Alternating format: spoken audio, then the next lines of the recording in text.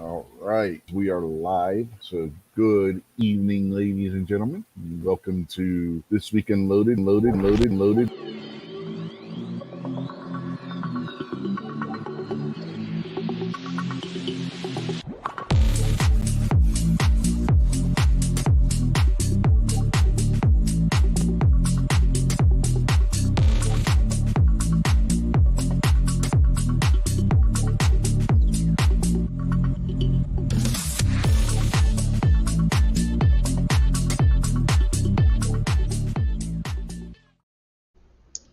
All right, yeah, if you're seeing that intro, that means we are live. So, good evening, as I said in the intro. Welcome to This Week Unloaded number 178. So, getting closer to that 200.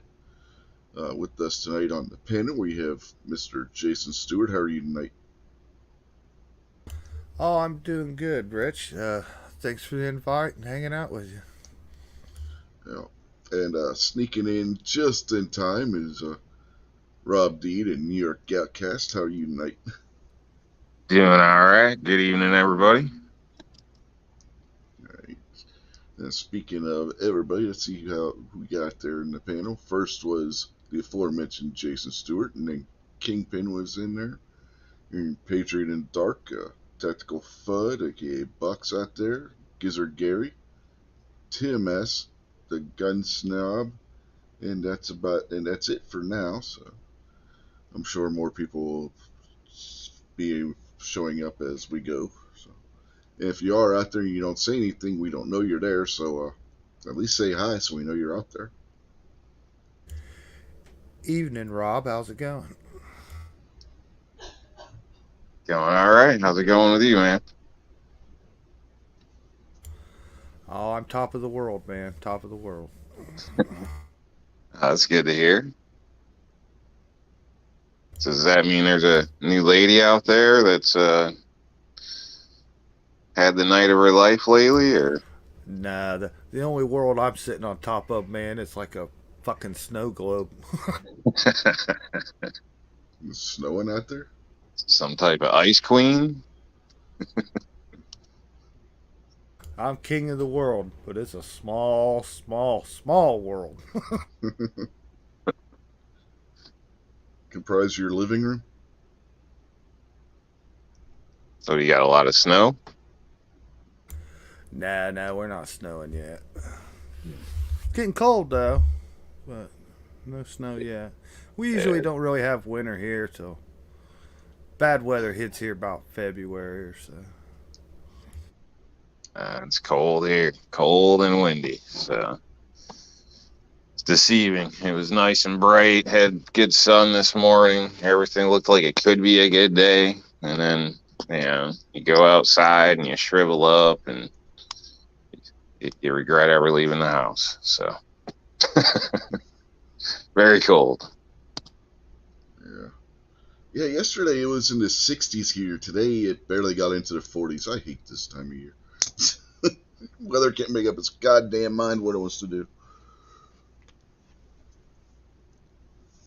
Yeah, real quick, we've been joined out there by Defense Dad and Ozzy Orsborn as well. So, evening, gentlemen. At least I don't know. Does that apply? At least to Defense Dad. I mean, is he a gentleman? You be Hello, the judge. everybody out there in the chat. Speaking of you be the judge, did either of you see the videos that Paul Harrell put out today? No. No, worked all day, and place I worked at has real crappy phone service. The first one, or the second one, I should say, because it's the order I watched them anyway. I don't know which. They both were released around the same time. The one he did was taking shot at the Oregon law because he lives in Oregon. He was like going through what magazines he has, and he's like, I've had this magazine for an awful long time. I've had this magazine for an awful. It's like he was making a joke of it and documenting what magazines he's had for a while at the same time because of the new magazine limit laws and shit that are going into effect out there in Oregon. It was kind of funny the way Paul Harrell's got that real dry sense of humor. Yeah, Oh, I see he's got one for 30-30. I'll have to watch that one. Yeah, the other one was 30-30. He was comparing 150 grain to 170 grain on the bullet weight. What about 160? He's not testing that. No, he had a box of 150 and somebody had sent him a 170, I think it was, or the other way around. I forget which one it was. Yeah, but 160 is the sweet spot. Gary says he watched both of the videos.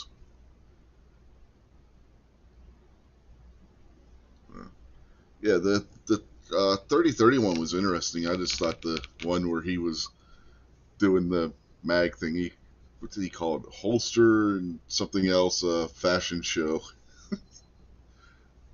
Yeah, Has anybody actually met Paul Harold? now he doesn't do like go to SHOT Show and stuff like that. He does, if he's going to be at a local gun show though, he will make a statement on his one of his videos, letting people know he's going to be at the gun show if they want to meet him. But he doesn't go to any of the national shows or anything like that.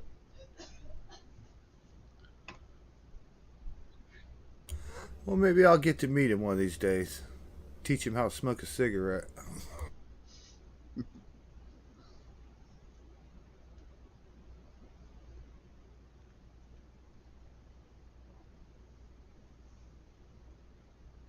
Yeah, Gary's like, I watched him a couple hours ago. Yeah, I watched him when we got done with your show earlier, kids. So yeah, Krabby's out there, and Stacy. So evening to both of you.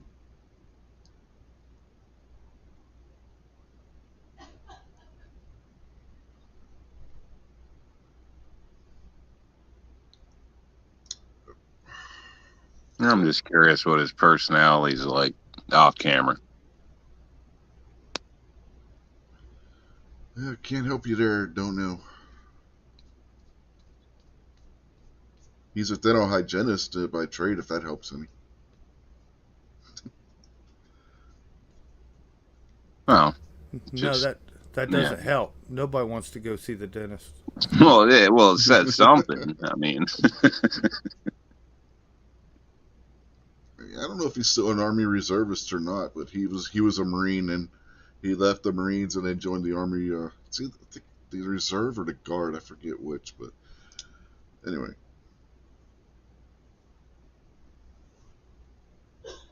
Gary says he's sure Paul's not a sweetheart like Rob. I don't know, man. I don't know. I don't know if sweetheart describes Rob very well. oh, come on, man.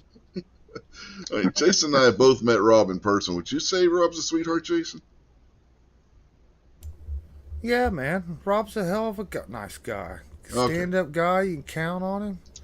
I don't know about being extra sweet, but he's definitely not bitter. Yeah.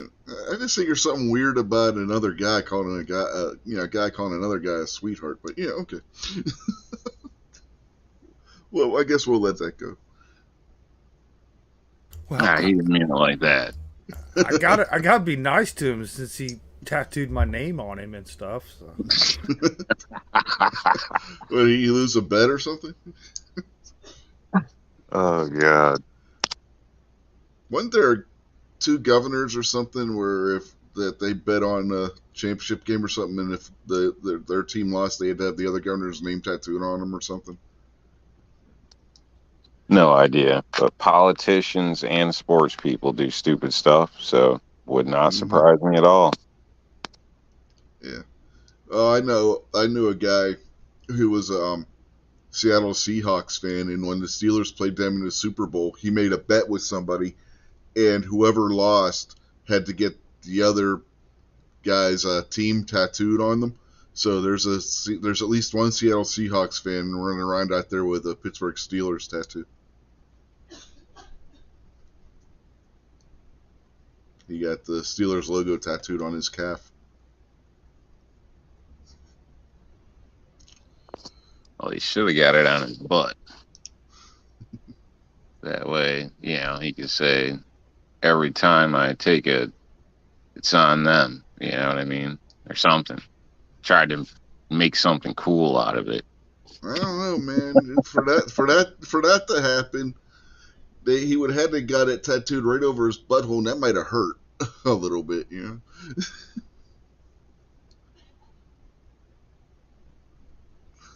Foss is out there. See, Alex were robbed. Yeah. Tell it to the judge.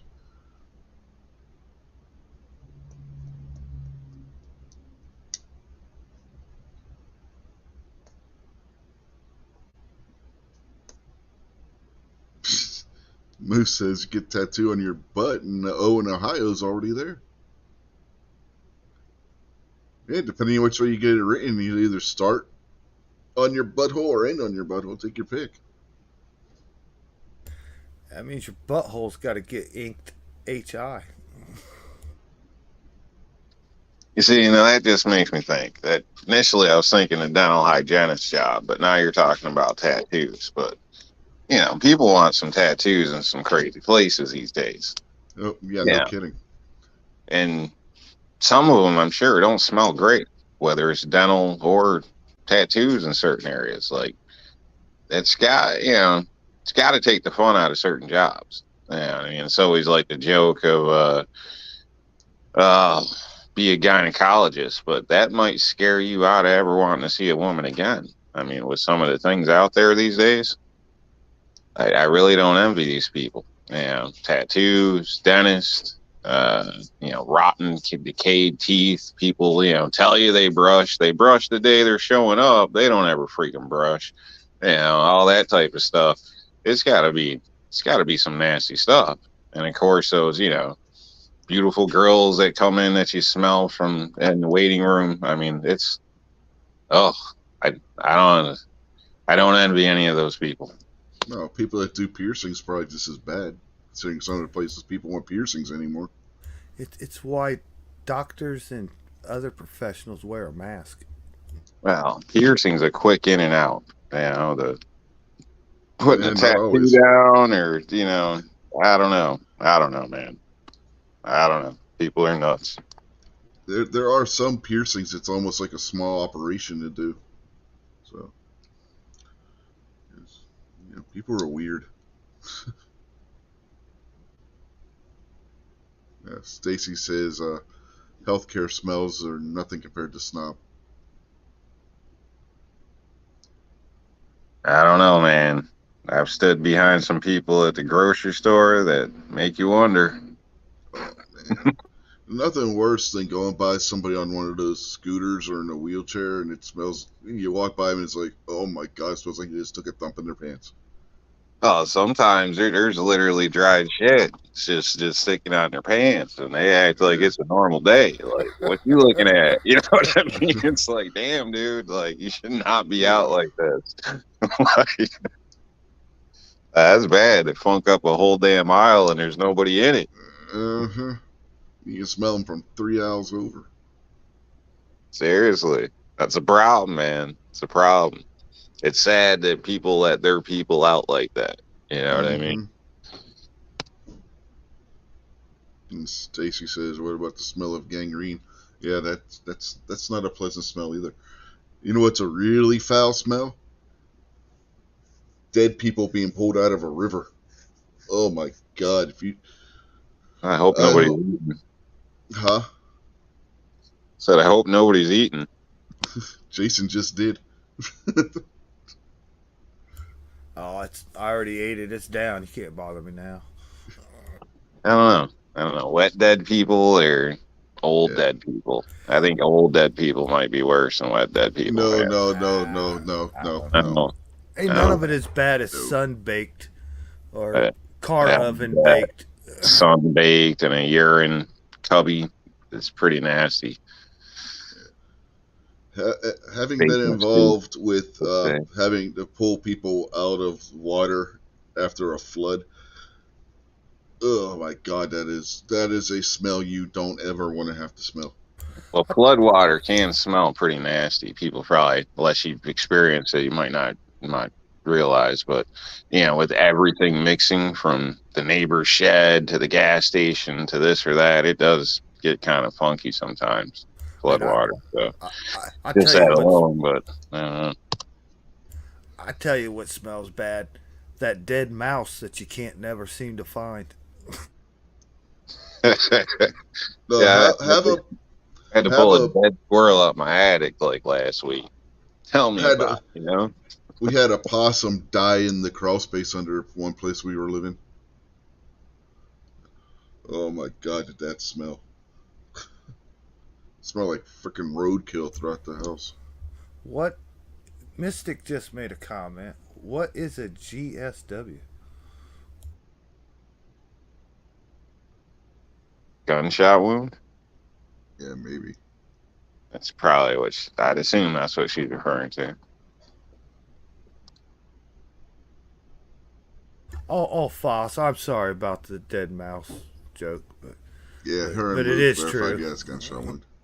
Yeah,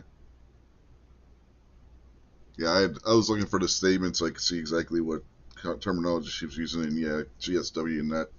Yeah, that would definitely be gunshot wound.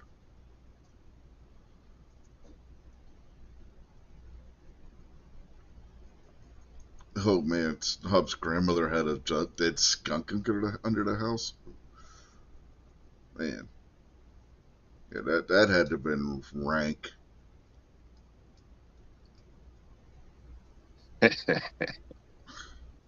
You know, somebody I knew might have popped somebody's hubcap off, like their center cover, and stuffed the fish in there and put it back on. And Man, yeah, yeah, Man, some other people out. But yeah, gosh, yeah, fish can stink too. I mean, I know oh it's yeah, obvious, but it's those smells you can't find. That's the stuff that gets you. Yeah. yeah. man, I had a groundhog that was running around, and he dug a hole right in my porch is like a deck. He dug a hole right underneath that son of a bitch, which I don't know how deep it was, but it was deep. It went straight down. He went down that hole and died, man. And don't you know that deck is in the sun most of the day? Man, that stunk for a long time, man. I ended up putting lye down that hole and trying to fill it up with dirt and rocks, and you had to like climb underneath in there just to get to it and stuff. Oh, it was terrible. You go to unlock your door, man, you just about threw up. The one wrestling channel I watch, they have a store where you can go buy their merch and stuff. One of the things that they had on Black Friday was a gag gift, where the gag being the operative term. It was a scented candle that smelled like dead fish and dead octopus.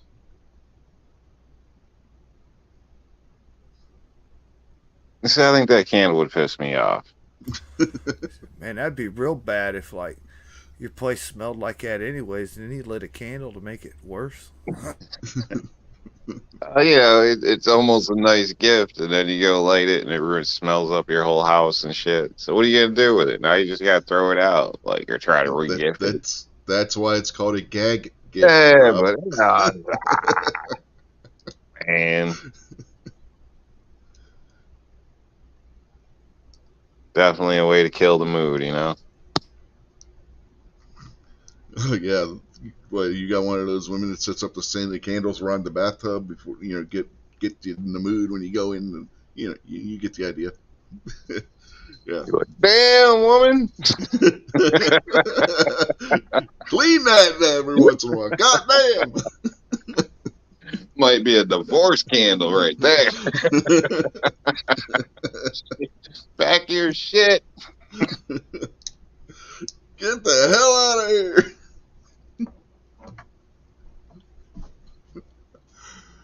Oh. Now I'm getting yelled at. She's like, what?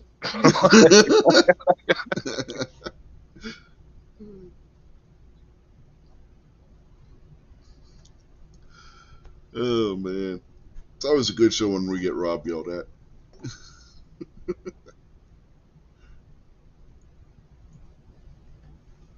Oh man.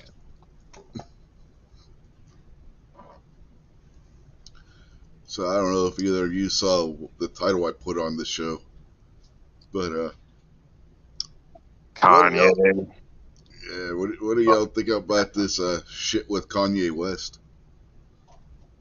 I don't know, man. I don't know. I was never into him with his music or whatever. I was different time of life. I was into different things at that point, whatever.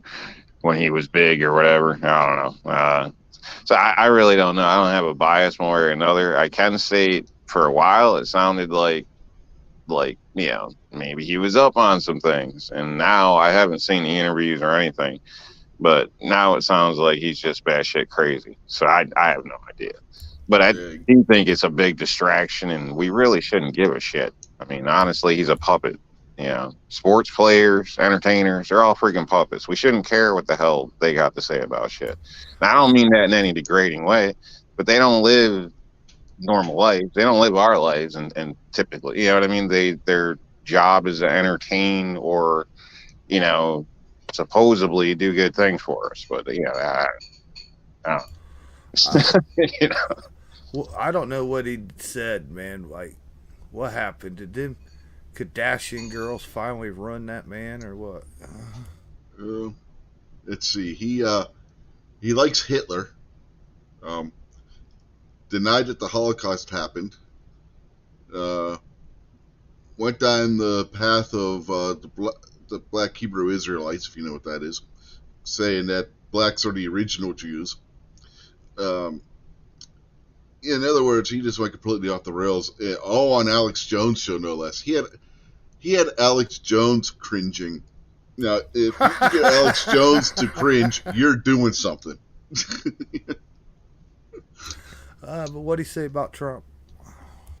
Oh, he's right. He's planning on run. Kanye is planning to run for president against Trump and Biden.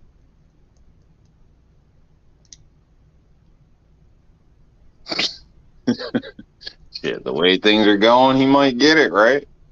I don't know. Not after that Alex Jones episode. The Holy most shit. ridiculous shit you can think of usually takes the cake nowadays. So Everybody out there in the chat saying he's crazy, lost his Mm-hmm. marbles, he's an idiot, nuts. Was he like drunk, high, No, or anything? no. He was stone sober. Well, damn! Somebody put a drink in that man's hand or something. Yeah. Well, he said himself he's unstable. So, you know. So the Holocaust never happened, huh?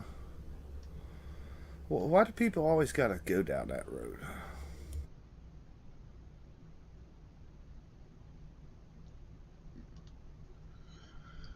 Who knows, man? But and he was wearing a mask too. Like he was getting ready to rob a bank, kind of. well, what's the point of the mask if he's saying his name? Well, it was one of those that company that got in hot water for having the uh, S&M teddy bears with the kids in the ad. I can't remember the name of the company right now, but it was something that they put on the market for whatever reason, and because he likes their stuff too, so that just adds to it. Everybody's Yeah, got but all the why? that. It still doesn't make sense though. Like, why is it supposed to be like an actual mask? Like, Yeah, it's like a hood mask thing that you wear that yeah, no, covers your I mean like entire an head. N95 or something. I mean, is he No, worried about no, catching a bug or something? I mean, what's no. He's not, so he you thinks just that the walk COVID around thing's with a damn sock on your head all day? I mean, yeah, basically. well, the dude's fucking nuts. Come on, man. Yeah, yeah. He's No kidding. he's That's from the a whole point of the need or some shit. conversation, He Rob. probably Thanks for. wears tidy whities. Yeah. Rob finally got the idea, guys. So we're trying to say that Kanye's nuts.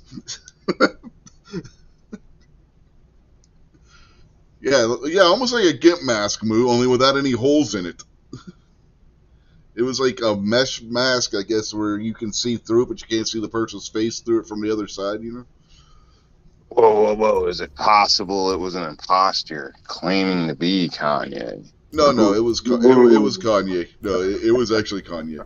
Was it one of them masks that like with a screen on it, like them fencers and fake sword fighter guys I don't know, wear? man. If this didn't blow over, all he had to say is he got hacked. It wasn't him. I don't know.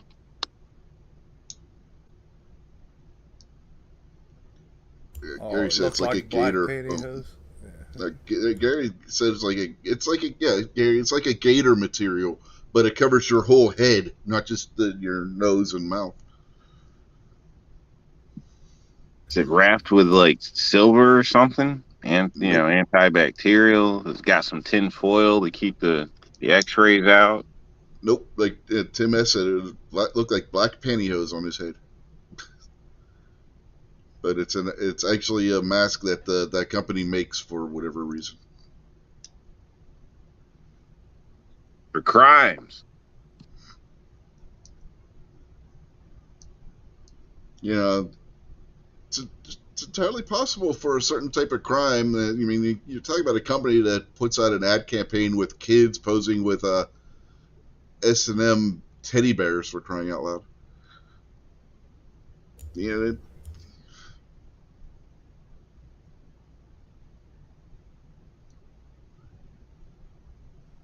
know, I don't know, man. I seen the thumbnails and stuff, but it's like that Twitter stuff. I mean, honestly, I just think it's a damn distraction from probably stuff that that's way more important. But we're not hearing about it. It's like, where the hell's all that missing money? You know, 2 point something $1 trillion or whatever. We're there's a lot of other things going on right now. I don't know. I mean, this crap with the fuel. Somebody bring it up earlier. The damn rivers. Rivers all across the world. They're low flow waters are having issues. Almost down to half, pushing a third of the barges that normally get moved are being moved. At the same time, we got diesel issues. At the same time, everything's getting screwed up with power, fuel, everything else. It's just we got a lot more serious things. Not saying we should dwell on everything here, but then Kanye and Twitter. Like honestly, no disrespect to you, but honestly, I don't give a shit about either of them. bro, this wasn't on Twitter that he did this shit. This was on Alex Jones' show. Oh yeah, I know. I'm just stating that's all that's in the news lately. The lady's telling me, I think like yesterday, like every damn article is Twitter this, Twitter that, Twitter. It's like, it's Mm-hmm. one after another. It's just getting ridiculous. In my opinion, I don't know, with everything else in the world. You know what I mean? I blame them bitches, man. Look The what they did to Kardashians. Bruce Jenner. Uh-huh. They ruined the man. They didn't just ruin the man. They killed the man. The artist formerly known as Bruce Jenner. Them women killed that man and still believe OJ's innocent.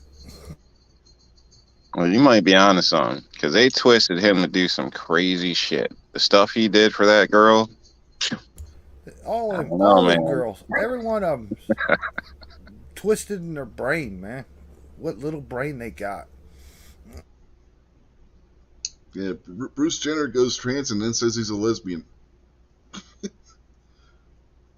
If you got to go all the way to that other side for some, you know what? I mean, I think you just need to find another chick, man. Mm-hmm.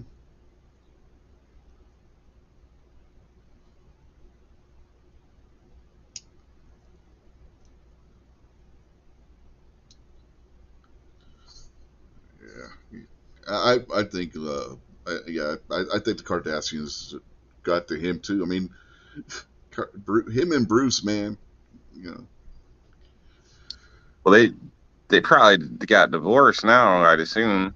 they're in the I don't middle know. of divorce I don't proceedings. know.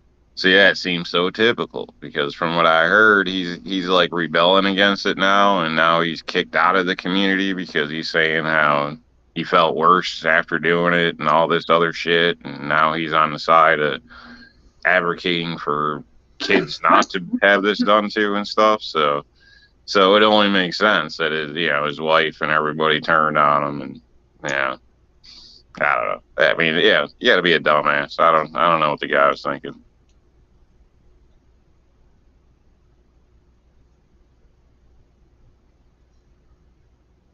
Uh, he has been in a mental institution before. Talking about Kanye and whatnot. So his manager had him institutionalized at one point because he was acting all crazy. But they might want to call and see if they got a room open. Uh huh. Yeah, exactly. or hand him a history book or something. So is there any songs about him yet? Like, I'm surprised, the other rappers and shit haven't eaten this up and started throwing some stuff out. I think David Allen Coe made a song about him. Hmm. Yeah, I don't know if anybody's done a song about Kanye, but Kanye had a song about Tommy Davidson that he was going to go and kill him for dating Kim, and then denied that that's what the Hey, song was about. hey man, no wonder he likes Hitler. He wants to kill the whole world. Yeah. Oh no, he wants to love the whole world. See, he thinks Hitler's Well, misunderstood. what aspects of Hitler did he like? Because like I said, I don't know any of this, but at a time, Hitler was like man Yeah, of the year. Pete Davidson. You Yeah, know what I Tommy mean? Davidson's comedian.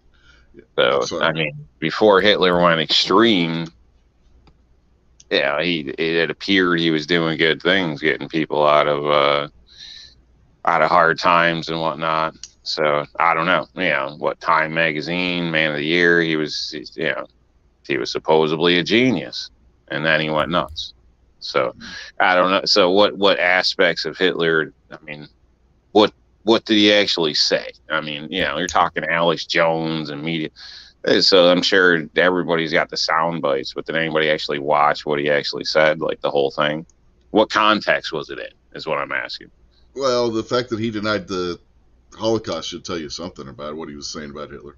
But that Hitler was all misunderstood and that he never did the stuff that people claim he did. And, he was all over the place talking about Hitler. Hmm. Whew. He picked a poor subject to bring up, man. So the dude Oh, lost his probably marbles. Yeah, I know you could say some good shit everybody's about talking about Hitler. it. I So. mean, he created like the Autobahn, and their highway system is what the U.S. and most of the Yeah, world the modeled their Autobahn's shit what off of. that's what the interstate highway Uh, system is they developed based on. first rockets, first jet aircraft. No, the Nazis didn't build the first rockets. The Well, first rockets were, well, worse, but you know what I mean. They got it yeah, going. Uh,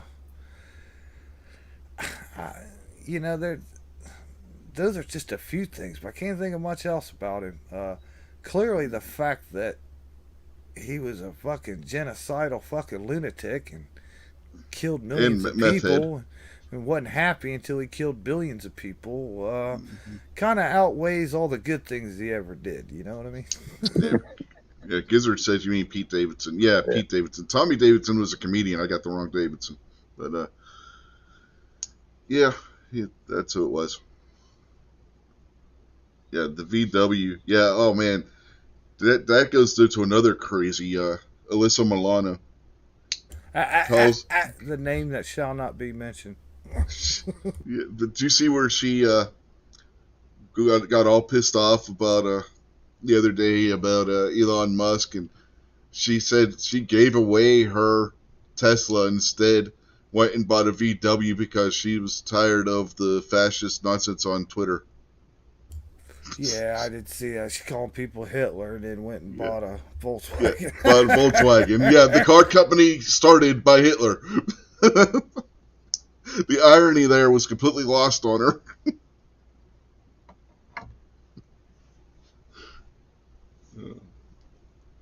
Hey, Kingpin. Yo, yo, that's TV people, man. Yeah, don't know what the hell you're talking about half time.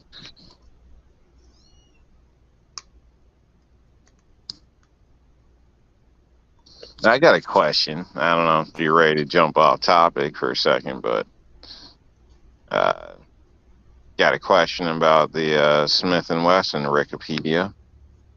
It's recently come to my attention. Somebody was saying some crap like they weren't even made in America. Yeah, I don't know where he was getting his information from on that. I didn't get a chance Yeah. to ask him because I was Well, I don't being know sidetracked at that point. if they were trying to goat me along or what. If they No, did, he was being then they serious. did because it had me on a search earlier. I mean, I didn't see anything where they're saying they're making them Yeah, I don't. overseas anywhere. So Yeah, I don't know where he got the Smith and Wessons are made in the same factory as Canik, because yeah. I'm Who like, said what this? the Kanye hell? West? No, No, no. Bending you Ballistics believe it was though, saying that right? on Gary's show earlier.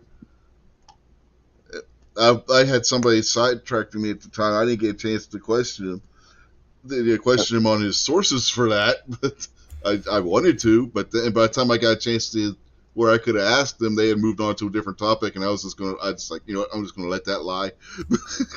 Well, you know, Yeah, I mean, there's a funny thing about firearms. Um, they have to print on the side of it where it was Where it's made. made, yeah, by federal law. Yeah. Federal law dictates that a firearm made in a foreign country has to state not just a serial number like what he was trying to say. It has to state specifically what country it's made in, and then it has to have an import mark. yeah. Well, I didn't want to, you know, get on the guy or whatever or whatnot, but until I checked into it, I mean, have you guys looked recently? Because sometimes companies do that shit where they'll just outsource something here or there. So The only thing they yeah, could do is maybe have them make a part, but if the firearm is made wholly in another country, it has to, by federal law, be stated on the firearm. all right. I'm just giving the benefit because I know like the knives. I'm not a big Smith and Wesson knife guy because I've got a couple, but all in all, most of them are made out of China or this or that. You know what I mean? They're not the actual. They're just knives branded Smith and Wesson. So obviously, it would piss me off if I'm sitting here recommending an American company and find out that their guns are coming from somewhere else. Not claiming that the guns don't work or something, but it's I think it's a common known thing that they're an American made gun. So Yeah.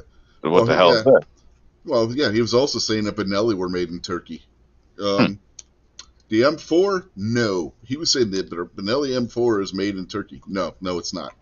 And like G Web's brought up, there is a law that any firearm used by the United States military has to be made in the United States. That's why SIG, HK, Glock, Beretta all have factories in the United States, because the military cannot buy a firearm anyway that's not made in the United States. They're not allowed by federal law to do so. Well, I looked up from my research. I couldn't figure out all Smith and Wesson guns because, to my knowledge, they're all from the U.S. But I could verify that the M&P series are 100% U.S. So from the information I'm getting, but so that's why I figured I'd ask if anybody else had any information. So the the collective thought is it is American made, and that guy was just Yeah, I don't know where he got his information, honestly. Yeah, I think we'd all heard more about that if Smith and Wesson was importing, Mm-hmm. especially importing from Turkey. Yeah, okay. if you look, if you, Uh, I yeah, believe he because said the new equalizer. I haven't put hands yeah, on one. I haven't inspected one, so I the, don't know. the equalizer is just a double stack version of the M&P EZ. Yeah, That's all it yeah, is. but I'm just state. I don't know. Did they pull a fast one on us with this one? I mean, I No, wouldn't think so. I'm just no.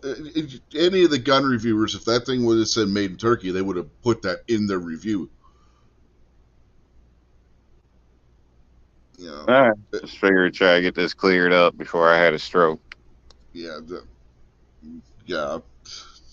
Like I said, that's the first I've ever heard anybody say that M&Ps are made in Turkey.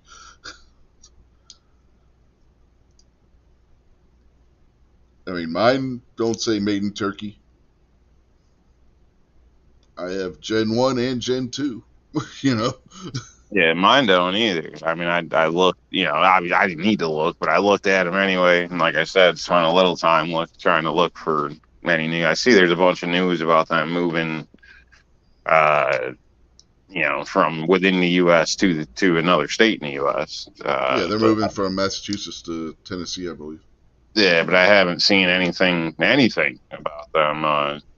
You know, subcontracting, models out to other distributors or something like that, or overseas or anything. So Yeah. That's one thing Smith & Wesson prides himself on, is being made in the U.S. I mean, if If all of a sudden they came out that they were made in Turkey, that would be a huge scandal for them. So maybe that guy was just trying to fuck with me. I don't know, man. I don't know. Yeah, Now, didn't Patriots. Smith and Wesson just have a shotgun like last year? Yeah, it And didn't it do failed? very well. Yeah. Yeah, they had Could issues that have with it. possibly come from Turkey? Because, Turkey's the cheap shotgun manufacturer of the world. Well, no, there's some really good shotguns Yeah, made in there Turkey. is, but there's also He wasn't completely cheaper. wrong. There are a couple of the Benelli line that are made in Turkey. There's a couple of the Beretta line that are made in Turkey, but the M4 ain't one of them.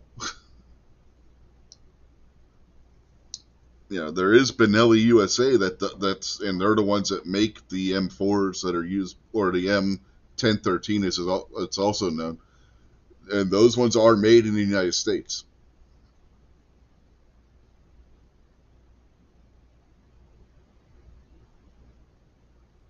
Well, how can Gary have somebody like that on his show? Badmouth Smith and Wesson like that. I'm shocked, Gary. I'm shocked. Yeah, the Turks make some really nice double barrel shotguns too, by the way.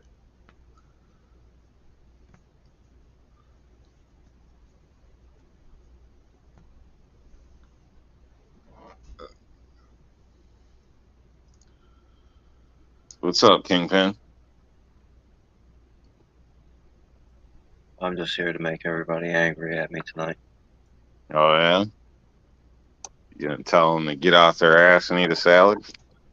No, tell them to dig their heads out of their ammo cans for 5 seconds. Do some research about something that doesn't go bang.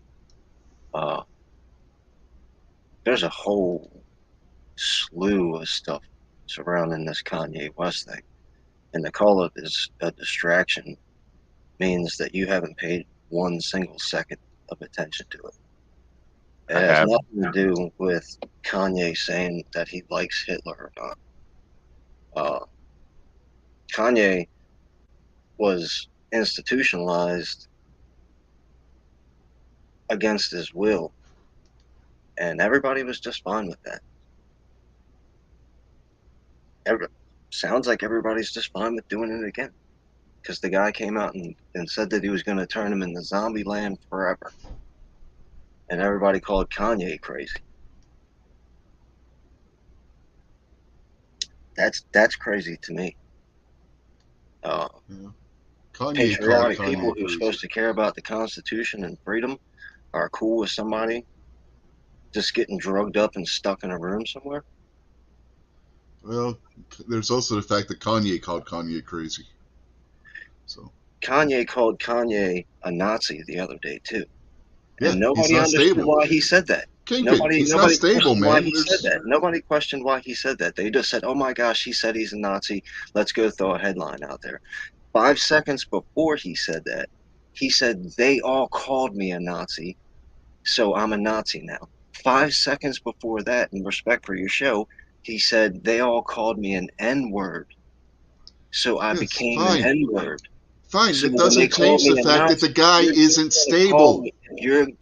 You are dismissive because you're not listening to what he's talking about. He's talking about... I know what he's talking about. I listened to the damn show when he was on Alex Jones. The guy is not stable. He's talking about the people... I know what he's talking about. Did I not just say that? Dense, Rich? How are you that dense not to understand he's... I'm not that fucking dense. I know exactly what he said. I watched the fucking show when he was on. I watched the fucking show when he was on Tim Pool. When he got up and walked out because the guy is not stable. Show me a bit of respect. I'm not Guns and Barbecue. I'm not going to sit here and argue with you at all. Don't yell at me like I'm some clown. Either talk to me like an adult and let's have a conversation. Well, don't dismiss what I'm saying just because you don't want to agree with it because you don't think I watched what the hell Kanye said. Kanye is telling people he's being abused. I know what Kanye said. I know what he said, but the guy is still not stable. He's not stable. I get it. I know what he said. He's not stable though. His actions, he's not stable with what he is doing. He said he's purposefully doing all this Quiet stuff, the whether it's fuck stable or down. not. You woke me. Get loud again. Oh shit! See, she's right. Merritt shouldn't be yelling at me. He knows he can say things to me and I won't get all upset, but I'm not going to play that game. I'm not going to play that game with any of you guys. He's You're not got going to yell anger and issues. scream at me. We can have a civil conversation. You can just say, hey, I don't want to talk to you. And I'm not going to be all hurt, because I believe in free speech. I believe in open conversation. I believe in somebody saying, I disagree with you. But for us to yell at each other, Rich and I spend more time with Rich on the Yeah, I internet know. than anybody on the internet. So I know that it's not an issue because he's one of my best friends in my entire life. So I know that this will pass. It's just Oh us. yeah, no kidding. I mean, we've yelled at each other before. I mean, it's not like Yeah, I get it, but I'm trying to point out the social issue what Kanye's trying to bring to light, and there's more yeah, and I more get all that, people man. But that the are guy trying to still bring it isn't to light. stable. He's I not. get that they unstabilized him. He's trying to get Yeah, I stable. know. I know they unstabilized him, but he's not right. He's still not right in the head. That's all I'm trying to say. I'm The saying guy that has throwing issues. him in another room and pumping a bunch of pills in his throat. That's not what I said. That's what his guy said. Yeah, I know that's That's what what his his guy guy that said. That's already not what did it I'm for saying. months said. And I'm talking about the media and everybody else wants to focus on the crazy shit that he said. But 5 seconds before he said that crazy shit, he said, listen, I'm about to say some crazy stuff just for you guys. The So that Balenciaga thing. contact thing is coming back in Listen, effect, huh? the whole Yankee Marshall put out a video and said that if you call out pedophiles, that means you're a pedophile. What is that? I mean, how Well, much oh more? yeah, How much Yankees. more of this? You know what? I wouldn't exactly call Yankee State the most stable person either. But that's what it's just accept. It's just people keep pointing out this pedophile stuff, and it's like, oh yeah, you're a QAnon student. You're not Mhm. slightly concerned with the mounds and mounds and mounds of evidence of this child molestation that's going on at all. Ghislaine Maxwell went to jail for trafficking children. To who? Yeah, to who? Yeah, exactly. To Who who? she's tracking children to? Well, they put out a partial list of the people on her list now. I don't know if you saw that. There is a partial list, a list of that list. They didn't put out the whole thing. And mostly all Democrats, by the way. The, the Twitter thing. I don't see how that's. I get it's a distraction from what we like to talk about and what we think is important. But and I don't care about Twitter at all. But he's also explaining the fact that the social media that a whole bunch of people rely on and a whole bunch of people are plugged into and can't survive without is manipulating those people. That's why it's a big deal. Not because it's a thing that it's a tweet and people tweet, haha, here's my dinner and all that kind of silly stuff that people have fun doing on Twitter, or the twisted stuff. Yeah, but Elon's not. He didn't just open it up like 100% free speech. I mean, he's just free speech under his selection now. So There's no such thing as 100% free speech, Rob. No, You especially you not on know the that. internet. There has to be rules about what you can and can't say. Which is, I mean, well, 100% then free then speech. he's 100. he's just a new gatekeeper. That's all No, that is. no, I no, mean, no, so Rob. looking up to him 100%. like he's doing something A special hundred. and different. It's just a change of guard. Yeah, if it was 100% free speech, pedophilia would be all over Twitter still. You can't have that. There's no realm on the internet where you're going to find 100% free speech because there's things that violate the law that you cannot have on Twitter or Facebook or whatever, because it's exploiting children and stuff. The whole it goes back to the whole pedophile thing that Kingpin was just talking about. You can't have that. You, you gotta have some sort of decency and moral guidelines to go by. And our old fashioned values have been chipped and nibbled away and then just sledgehammered and thrown away once modern technology and social media come around. But yeah, we want 100% free speech, but then it's like I said, for a good society, you got to have some basis of morals, decency, what's right, what's wrong. I mean, at some point there has to draw a line on something. You know what I mean? It may be a long way off, but even free speech at some point, a line has to be drawn of where like that's just inappropriate to say. Of course, can't stop you physically from saying it, but you should be held accountable for the words that you say. And if you go way too far over the fence, you should be able to expect a lot of people have something to say about it. Yeah, I don't know. I'm still kind of with the free speech. I mean, there's gonna be a lot of stuff people ain't gonna like, but that And just that's where shows you're their wrong. colors. And Okay, free speech. If your old lady people, says, "Does this dress make me look fat?" Do you tell her the truth? honestly, I probably would, but that's me.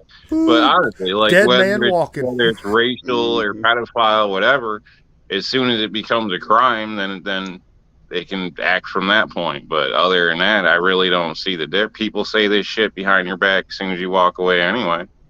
So why not know who your problem people are? Until I just mean, recently, I mean, he banned Kanye West for the last post that he made. That And was he gave him a 12-hour timeout. oh, he People were didn't ban blowing him. that. Yeah, Okay. it was not a full ban. It was just a 12-hour timeout. Well, other than that, Elon has let Twitter, as long as you're not breaking the law, he's let the tweets go. Yeah, because people were saying that Kanye was banned and everything, and then Kanye, when his timeout was up, posted on there. No, it was just a 12-hour timeout. And believe me, I'm not trying to stand up and cheer for Elon Musk. He's an evil monster. He wants to put computer chips in your brain. But the thing that he's doing with Twitter is important because, once again, looking at the perspective of the world out there, the world thinks that Twitter is a real thing and it's a real place with like important stuff happening.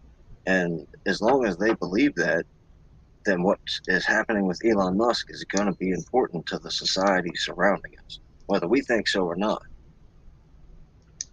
No, it's just fun going on there and just fucking with the idiots.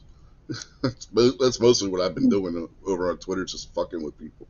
I, I don't really see it as important. I see it as it's a change of guard in a sense. So it might be more to what we would like, but it's still just a change of guard. Personally, there's fantasy and there's reality. And in reality, people don't live the way that it ain't all good like it is in all the videos and all the shit everywhere. So, same thing with TV. Life ain't like TV. So, I personally don't care what they do until they try to force shit upon me, and then we have a problem. So, There is the problem with you not caring and you brushing it off and dismissing it so much. They force stuff on you. The same thing happened with this well, whole tranny thing. they can Everybody try, ran but around they don't screaming, "I really. don't care what the trannies do, as long as they don't force it on us." And look how much it's being forced on you right now. Yeah, and Elon, I don't know if you know Well, this or not. Elon not released though. the documents that Twitter has when he took over, the documents that he found that show that Twitter was employed by the United States government to get involved and screw with the 2020 election. He released evidence Yeah, of but this nobody to say cares. that yes, Like, people do care, just no, not they on the don't. Look at left. You the don't care, elections the way Rob. it is You now don't. with Rob, the no, hearings Rob, and all this Rob. It's shit. not Nobody people does don't care. anything. You don't care. Oh, I care, but nobody Then does anything. you I just said can't you go don't down care there what and happens arrest on their ass. Rob. You just said you don't care what happens on Twitter. Right, I don't care about that. But you're Then how talking can about you the possibly care election that they involve themselves in the election if you don't care what Twitter does? because I care about the election. Well, then you care what Twitter does because Twitter's the No, ones I that did don't give a it. shit about Twitter. I care about the Well, then you don't election. The care about what happens election in the isn't election. Twitter. Twitter Rob, isn't the Rob, election. Rob, you're on circular logic here. Wow. This is circular logic. You're saying you don't care what happens on Twitter, but you care what happens in the election. Twitter got involved and messed with the election. Therefore, you have to care about what Twitter did because you care about the election. I don't care about what Twitter did. I care that the Then election you can don't get care through about the this. election either, Yes, is what I'm I telling you. do. So you No, can say you whatever the don't. fuck you want to You say, but can't. you aren't You getting it, bro. cannot. No. You But you're cannot never care gonna about the No, stop. no, election and yes. then blow off what So Twitter you're never does. gonna It stop. doesn't If work I that can, way. I don't give You're a shit. never I gonna don't care Then what stop. you don't Kanye care does. I don't about care the what Twitter election, does. Rob, is the I care that point. the election's straight and trust that I can Then trust you it. got to care what the hell Twitter No, did. I don't, because it Yes, should never because have they're been the a ones thing that for them fucked to with fuck it. with. They're the ones that Shouldn't fucked have with been a it. If thing they're for the ones them that to be fucked able to with it, fuck with. then you don't care about the Uh, election. That's the I point. do. Well, you can say whatever You the fuck you don't. want. I You do. I don't. No, do. I you don't. do. I You don't. do. No. If you don't care that Twitter fucked with the election, you don't Dude, I'm care about not. the Well, election. Chat, if you can hear me, if you better be thumbs up in this chat.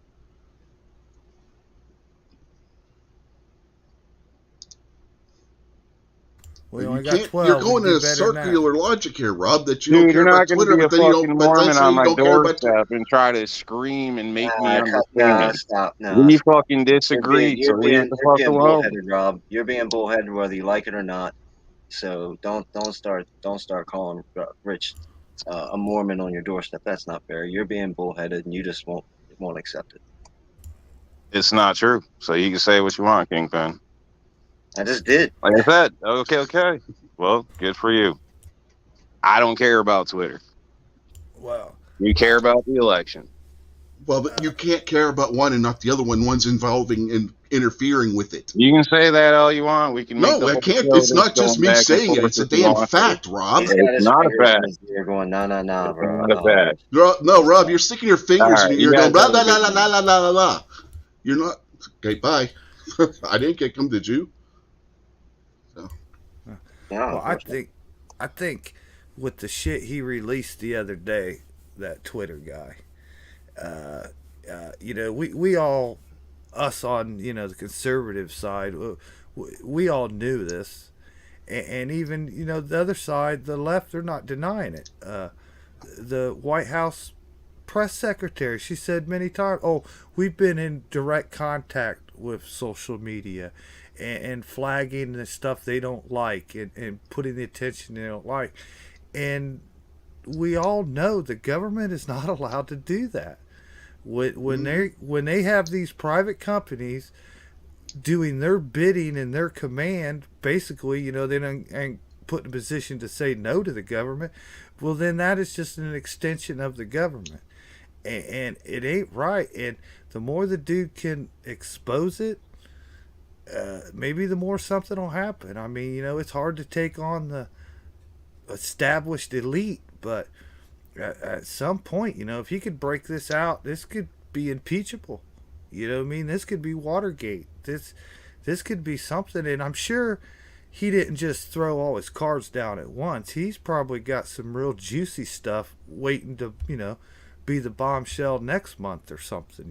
So, like, I don't care about Twitter, like, not like Rob was saying, like, I don't use Twitter, and I don't care if you do or who does or any of that. I'm just not a Twitter or Facebook person.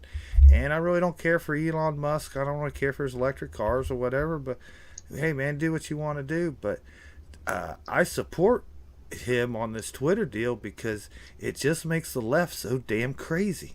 You know what I mean? So, like, I support him on that. But if he can keep putting out stuff and just keep somehow getting it out there and getting it in the attention, uh, go for it, man. Do all you can. I think he's sometimes over cocky and this and that, but the dude's got a set of cojones, man. And him and Bigelow and the other guy, they all got Department of Defense contracts away from NASA and the military to where these guys are extremely powerful. These billionaires are powerful. They possibly learn and know stuff that the presidents don't know. And there's no way to do anything with them. There's no Freedom of Information Act to know what they know. These guys are at the forefront of technology that we can't even comprehend right now. So that makes them powerful and very scary. But, and the dude's cocky about it. So, like, I think he's got the balls. He can go after the politicians. He can go after Capitol Hill because he's still got an ace up his sleeve where he's almost untouchable. I mean, You can't just, they cry, oh, going after Elon Musk and we hate him and we'll show all of that. And nah, he and just a few are so now intertwined with the secrets of this country and the future of our space programs and technology. He ain't going nowhere. He's more powerful than all of them. So I mean, I'm kind of scared of the guy, but man, I'm not going to badmouth him when he's exposing, just how bad the swamp is. Yeah, he's got more that he hasn't even released yet. That was just the tip of the iceberg. I stay pretty disconnected. I can explain that later. But if you ignore the world around you, that's the whole point. I get all we don't care about the Twitter sphere. We understand that the Twitter is what it is, but like the Matrix thing, the people still plugged in over there really believe in that stuff, really care about it. They get all jazzed up and Oh my you God, know, the left over there is still going nuts. well, Good. even I mean the whole Yeah, political sphere of things yeah. is I mean, how many political videos do you guys get uh in your recommended feed from YouTube when you probably haven't watched you watch gun videos all the time, but there's still those stupid political videos that come up in your ad because that's what those people out there are hooked on, and they know that they're hooked on it. Yeah, like the whole Trump. I tried to explain at the whole very beginning of the Trump thing. This is not about Donald Trump. It never will be about Donald Trump, and it never was about Donald Trump. Using Nancy Pelosi just for example, she understands that within 4 or 8 years, Donald Trump will be gone.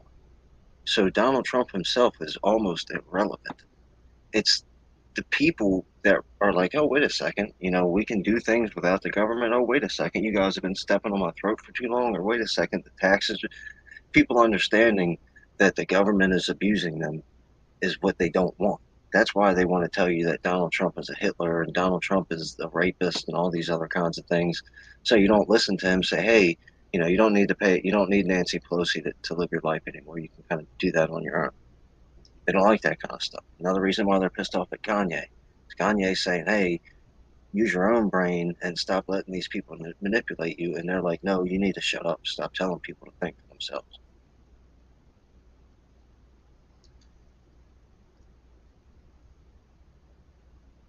Sarge is out there. Why are you guys so calm? I heard guys were arguing, and I walk in and y'all are acting nice. This is BS.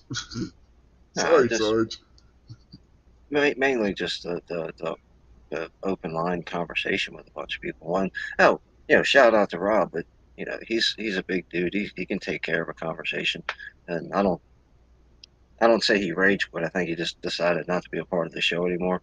Yeah, Rob's not the rage quit kind of guy, but no. he was admittedly talking in circles, uh, Mm-hmm. and there was nothing that was gonna change his mind about that. So, we were at an impasse: either move on or keep yelling at each other.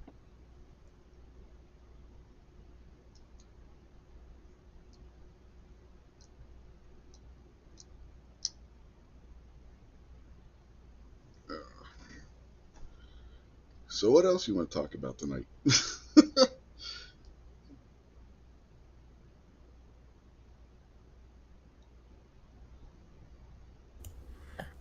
After I took off last night, how was the rest of the wrestling?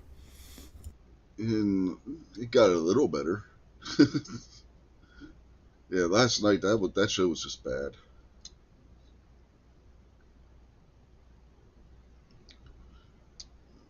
Uh, I'm not gonna.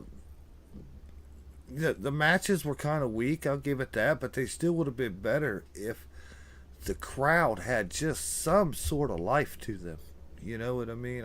That would have to be hard to go out there and perform for like such a dead, empty crowd. You know what I mean?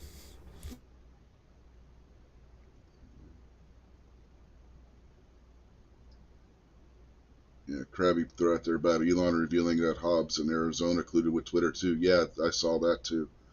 He put out the a letter. He redacted some names from it, but yeah,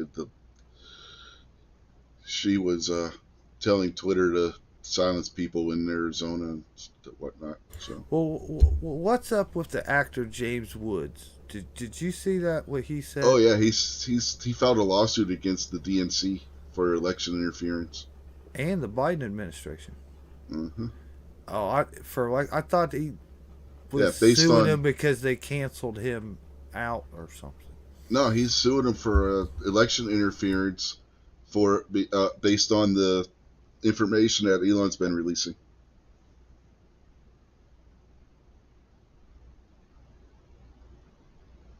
Oh shit! G23 wants me to get yelling now.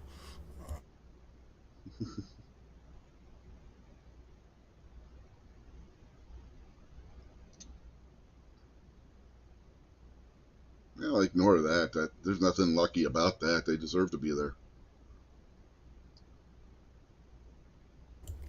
What? Yeah. Kingpin, did you hear somebody out there say something? I can't believe the words I heard. When did I ever say that Ohio State didn't belong to playoff? We were just talking about it last night, man. 2 years ago when they played Alabama. No, I said they weren't going to beat Alabama. I didn't say they didn't deserve to be No, there. no, no, no, no. COVID year, short schedules. You said Oh many yeah, that year, times yeah, they that weren't. year, Uh huh. yeah, that one, yeah, because they didn't play as many games as the other teams, so I didn't think they deserved to be there because they didn't play as many games. They played a full season this year, and they earned their way into that playoff. Well, I'll say it now. The only thing I think screwed up about that playoff thing is TCU lost and they didn't even move one spot. I Uh, think that's kind of funny, yeah, but but I think but let's go with it because if they would have moved them, it would have put Alabama in, and then not necessarily. we could all go off on how they don't deserve to be Yeah, there. but not, So but they wouldn't necessarily put Alabama in because they could have just moved them down one and Ohio State up one, and you would have. So I mean, either they didn't necessarily have to put Alabama in because of that. But I think the reason, and we said that's before we went live when we were talking about it, I think the reason why they didn't move TCU is because they did. It was the Big 12 championship game. That's why I think they didn't move them because it was the conference championship. If it would have been a regular game, they probably would have moved them down one and Ohio State up one. well, one thing I'll say, I watched that TCU game, and man, their quarterback is a baller, man. Man, that dude gave it all till he was exhausted, man. That dude he really like said, "Put it on my back, I got it, man." He gave it all, man. That dude is a warrior, and I really give him that. I hadn't really watched him play, uh, and man, that kid really put it on there last night, man. Toward the end, yeah, man, that dude, man, anybody be glad to have that dude. He may not be as good, but that quarterback at Utah's got, man, that dude's a tough son of a bitch too, man. He's a fucking gamer. Uh, they may not be in the championships for college, but keep an eye on those two, man. The TCU kid's probably maybe a little short, a little small for the NFL, but that Cam Rising out there from Utah, he's going to be playing on Sunday here, no doubt, man. Them two dudes right there are some. They kind of deserve to be on better teams than what they are. Here's a sports ball question for you guys. I thought Rich's wife called the cops on No, that was an ambulance. it. This deep in, so there's plenty of experience. Do you like the playoff college system better than what it used to be? Same thing Better in the than not chat. having a playoff. Yeah, Everybody it's in the better than chat sign off too. yeah, it's definitely better than not having a playoff, like what Jason just said. Well, I was asking. I hadn't said that, but that's what Oh, I I would thought that's say. what. Yeah, that's what it Yeah, says. I like it Since they better changed than. the rules, do you like it better or do you like it the old school way? As far as the playoff system and the championship system goes now. I always thought that the national championship being based on poll was stupid. Yeah, yeah. In before the playoffs, you kind of had to almost go an undefeated season, to to to have it be in a championship. Then they did the the championship bowl series.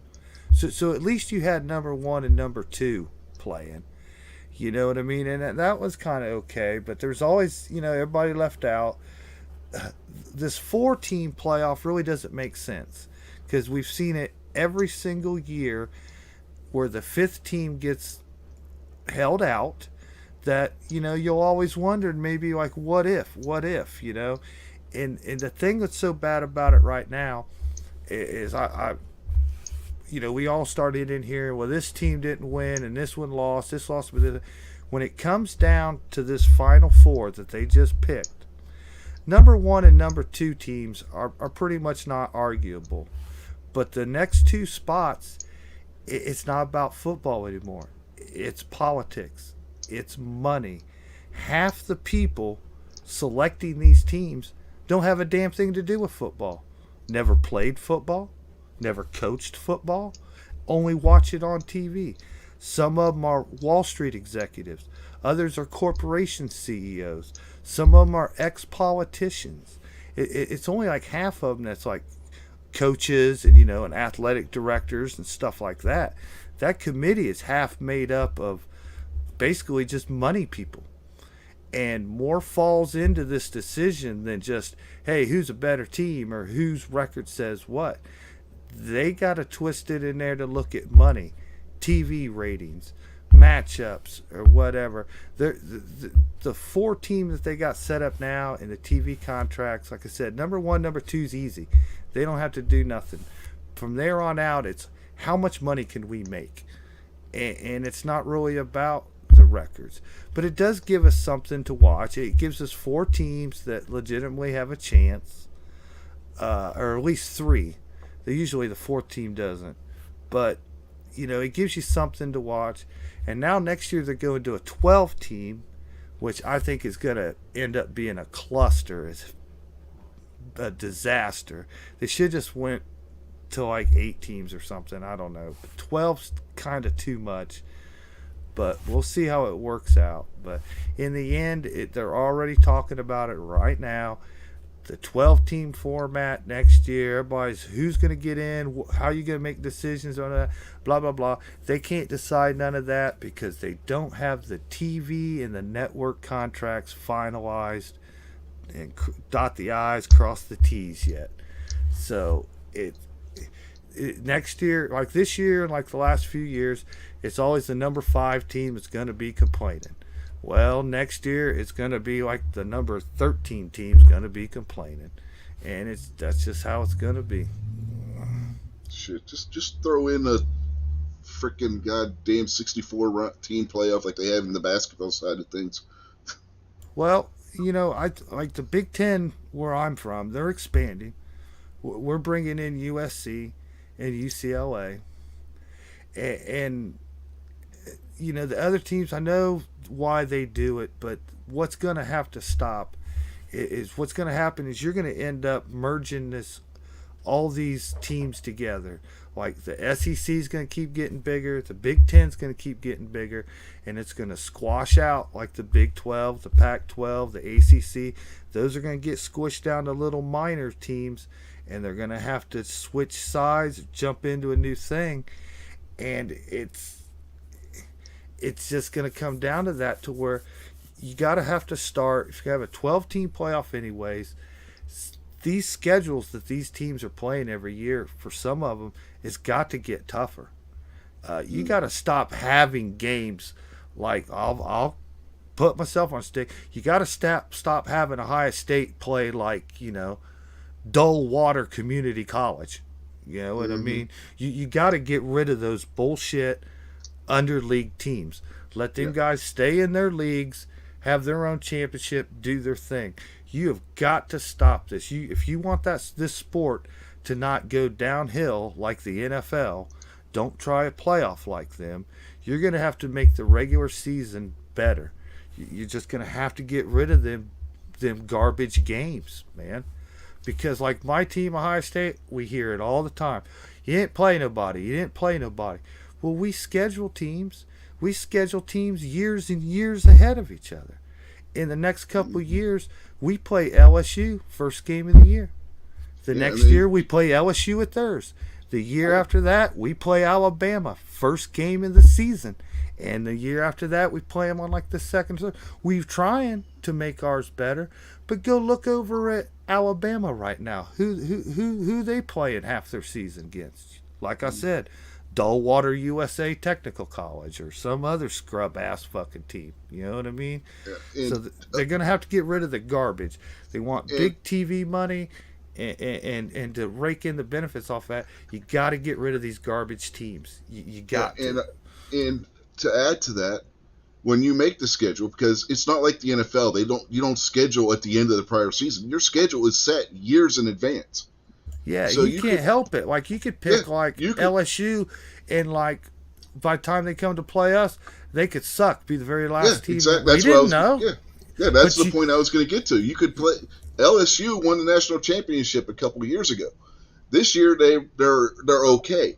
You schedule LSU this year and back after they won the national championship, thinking they're still going to be a really good team. You get to this year, they're not quite as on that level, and that makes you look bad because you scheduled them. And then people are like, "Oh, you played LSU. Who cares?" I'll fix college football. So here we go. Take a picture of the lower 48, because obviously, you know, Hawaii and Alaska. I don't know if they got collegiate D1 football teams or whatever, but Hawaii does. so you can put them on the West Coast then. Take and cut the country in four pieces: East Coast, Middle West Coast, West Coast. Let the college teams play until there's a playoff series. So if it's four teams in each division end up playing each other down to when there's one team in each division, then the West Coast teams and the East Coast teams flip coins and they play each other until you have two teams, and then you have one team. National championship, college or well. I agree with Krabby out there. He says we got to get rid of the Terps. Now I agree for the Big Ten, Maryland, Rutgers. Uh, geez, they're trying to get better, but anymore Nebraska. Uh, some of these lightweight teams aren't getting better. They haven't gotten better in decades. They're just riding your coattails. They got to go. You got to get them out of the Big Ten. Swap them for somebody else. Totally get rid of them. I don't care. But the dead weight of the Big Ten has got to go. Well, the reason why It you have just got to go. Maryland and Rutgers is because they killed the Big East off. Remember, Well, that's where they Maryland were at. Maryland couldn't survive in the ACC. They came out in the ACC. Yeah, yeah, that's right. Maryland was in the ACC. Rutgers was in the Big East. As far as the football team, they were a joke in the ACC. Mm. And why not take a team like Maryland that obviously can't play? That's Division One is the top, right? Division 1A, they call it Yeah. something else now, but Well, yeah, just for my purposes, since I don't know sports ball talk like that, take them out of Division One and put them in the minor leagues. well, that would be Division 1 AA, Yeah, whatever the which is minor leagues something is, else. put them Yeah. down there. And if they can't survive against the minor leagues, bump them down to the next minor leagues.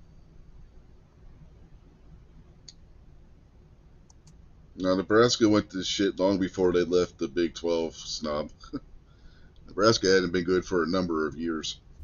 Yeah, they got a new coach coming now. I think that dude from Baylor took over, but Nebraska is just not a good fit for the Big Ten. Be honestly, Iowa isn't either. Um, they're just they're geographically in the wrong place. They're in the wrong place for recruitment of players.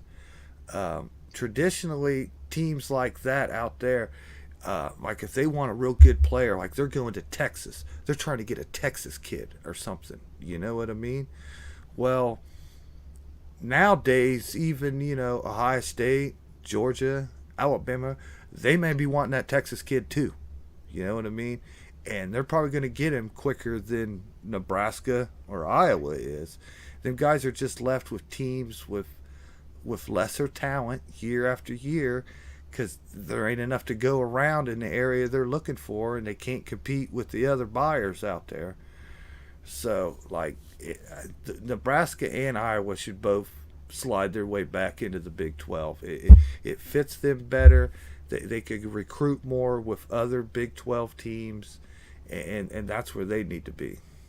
But Krabby brought up a thing. Hey, are they paying college players yet? Yes, they are.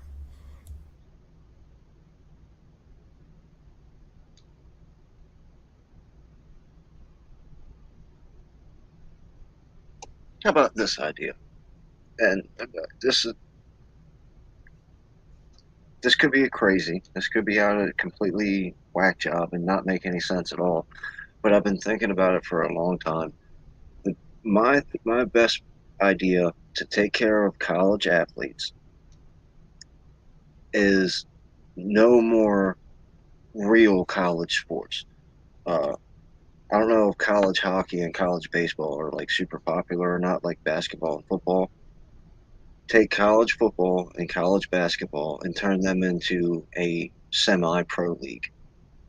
So that way, the kid that wants to go play point guard or play wide receiver or nose tackle or whatever doesn't have to pretend like he's at Duke or Princeton because he's a genius. He's there because he's good at the sports ball. So let him just go directly to a semi-pro league and make a semi-pro paycheck, and then after whatever the year or two in that, then be available for the NFL draft. That's pretty much what they're already doing.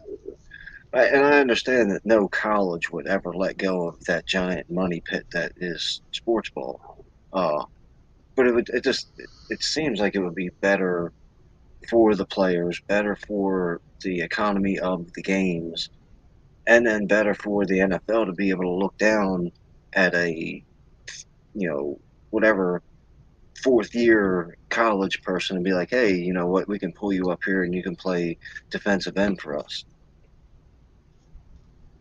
Kind of like how they pull people out of the minor leagues for baseball. Except you, the problem with that is you can go to the minor leagues in baseball, and I doubt football would ever accept sending their starting quarterback to the minor leagues. Because of the physicality, you can't have Joe Montana getting hurt in the minor leagues. Well, this NIL, name, image, and likeness, is what they call it that they're getting paid for now. Uh, we still got to wait and give it time, see how it pans out, and see what goes on. Uh, uh, we all probably have our opinions on it, whether they should get paid or whether they can't. But I think they need to look at like it's real easy for like a billionaire company or a billionaire, salesman or whatever, to take advantage of a young kid. You know what I mean? And get them into a contract that is really benefiting that company more than it is that kid. I think they need to be leery of that.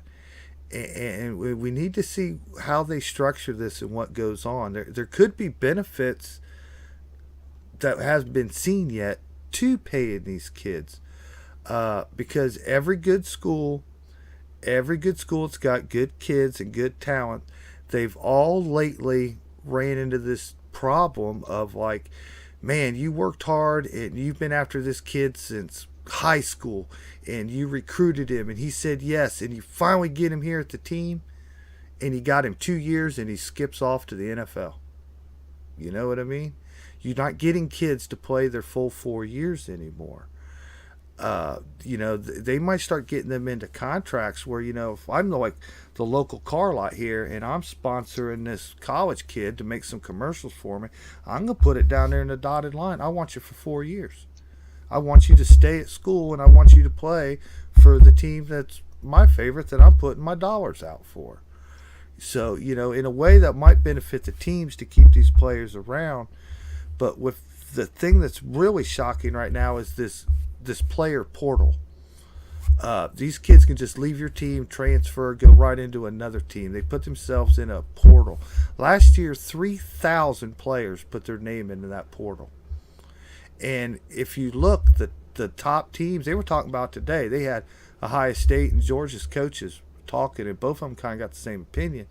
Like they don't like Georgia doesn't have one single player that they got out of the portal, and Ohio State has gotten a player or two in the last few years from the portal, but we don't go a whole bunch out of it. But we've lost good players into that portal, and then there's other schools that like I don't know. I'm pretty sure Texas A&M's one of them, and USC. They've damn near built their whole team out of that portal. You know what I mean? When some other school kept an eye on the kid for years, kept in constant contact with him for years, introduced this kid to other people and things, and do things to try to encourage him to come to your school, and then you get him there, and then like you work him for a year and teach him and educate him and try to make a place for him, and then you get a phone call one day he just up and left and went to go play for somebody else, and all your hard work and all your investment in that kid is gone. You know, they need to clamp down on that. You can't just have them skipping around. Young age is a perfect time to learn. We all make commitments that we have to honor as an adult from the rest of your life. You know what I mean? You got to stand by your word. You got to honor your commitments. And when you sign your name on the dotted line, that's supposed to mean something.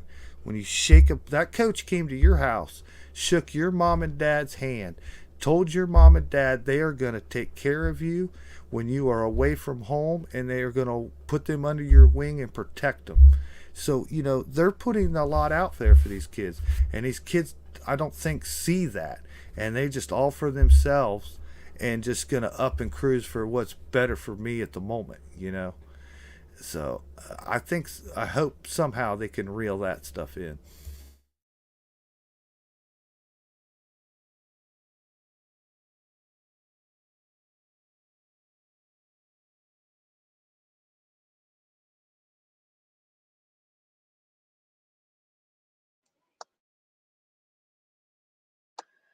So, like Defense Net and G23 are talking about coaches' salaries and stuff. I know that always comes up because what is it? Nick Saban, is that the guy that for Alabama? Mm-hmm. And he got like some $1 trillion contract that everybody was flipping out about a couple years ago or whatever. Well, Michigan's coach is like the highest paid coach, I believe. Wouldn't wouldn't getting the government to stop backing the loans and scholarships be a good way to prevent a lot of this kind of stuff too? 'Cause college is only so expensive because the government will pay off the debt if it's not paid for. So that it doesn't. There's no reason for a college not to continually increase its costs. And if it's charging your kid, $60,000 a semester to go to Ohio State University to become a nurse or a doctor or engineer, but then they're paying their head coach $15 million a year. I don't know. It seems pretty twisted to me. I figured there'd be more groups saying, "Hey, this where's the disparity there?" The boys football team has to buy the girls field hockey team's uniforms because of equality, but what about the math students? They just screw the math students. Well, here's what I know about the money. Uh, I know it's probably been a year, or at least 6 months. Uh, the last time that I saw the two top paying schools was Ohio State and Alabama. They were pretty close. They were both spending around like 80, 90 million a year. Okay, is what like their football team budget was. Now with the new TV contract that came in for the Big Ten, we're getting an extra 110 million a year. So our football team will have $200 million a year next year to spend. and you know they don't keep it; they spend it all. So, it kind of in the long run, paying a coach like $10 million is kind of like chump change. You know what I mean? Compared to the money that they're raking in. I understand maybe I'm taking a very bleeding heart position here, but that sounds really disgusting that a college that's supposed to be there to educate people for the future, they're not spending $200 million a year on their math students or their engineering students. I'm Oh sure. no, no, no, no. That's 100% the football team. You know what I mean? Right, no, I get that, but there's They're also not spending, they're not donating that money to the science club to get some books or nothing. right, that's what I That's mean. When you look TV to the money. science Yeah. club's budget, the science club's budget's nowhere near $200 million a year.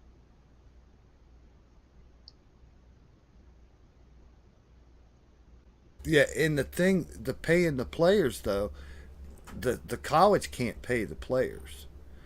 The college isn't doing that with that money. The players are just able to make money now from like outside of college, like local businesses Right. can Yeah. donate money to him. They can sign him for a commercial deal, or wear our shoes, drink our drink, wear our clothes or whatever. They can get money from that. Uh, so like that doesn't even come out of the school's budget or anything. Yeah, they're. I mean, they've been making money hand over fist. Like I said, they're really making money next year. The TV contract was like in the billions of dollars a year, man. And then they divide it up amongst the teams evenly. Now, SEC's got their own TV deal. I'm sure they're getting the same kind of money too, and so are some of the others. That's why I said sooner or later, all these other conferences are going to just have to merge, and you're just going to have like two conferences, like the AFC and the NFC. They're all going to be merging together just simply to get their hands in that cookie jar. Yeah, the only team that may not have to do that's Notre Dame because they got their own independent TV contract where they're But making just as much as the other teams, and they're the only ones collecting any of that money.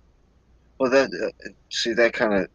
I guess you could touch on that then, Rich. Going back to my other point, like, Jason made kind of simplified it. Turn the college Division One system into the NFL, where you've got two conferences and then divisions in each of those conferences, and all those divisions play just like the NFL does. Just obviously be 3 times as big because of how many more college teams there are, but run it just the same way the NFL does their season to get the playoff teams, and then end up with an actual true national champion. But then I guess Notre Dame, being a completely independent, would kind of be either forced into a division or forced out completely. Well, they have what they call the Notre Dame rule. If they're within a certain ranking, they have to be in consideration for the playoff as well.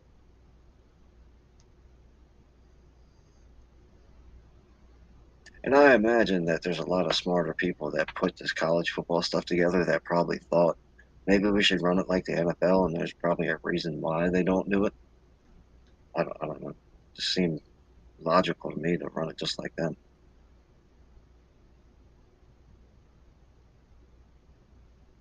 See, even though we're talking all this, you asked earlier, did you like it before, or do you like it now for the playoffs?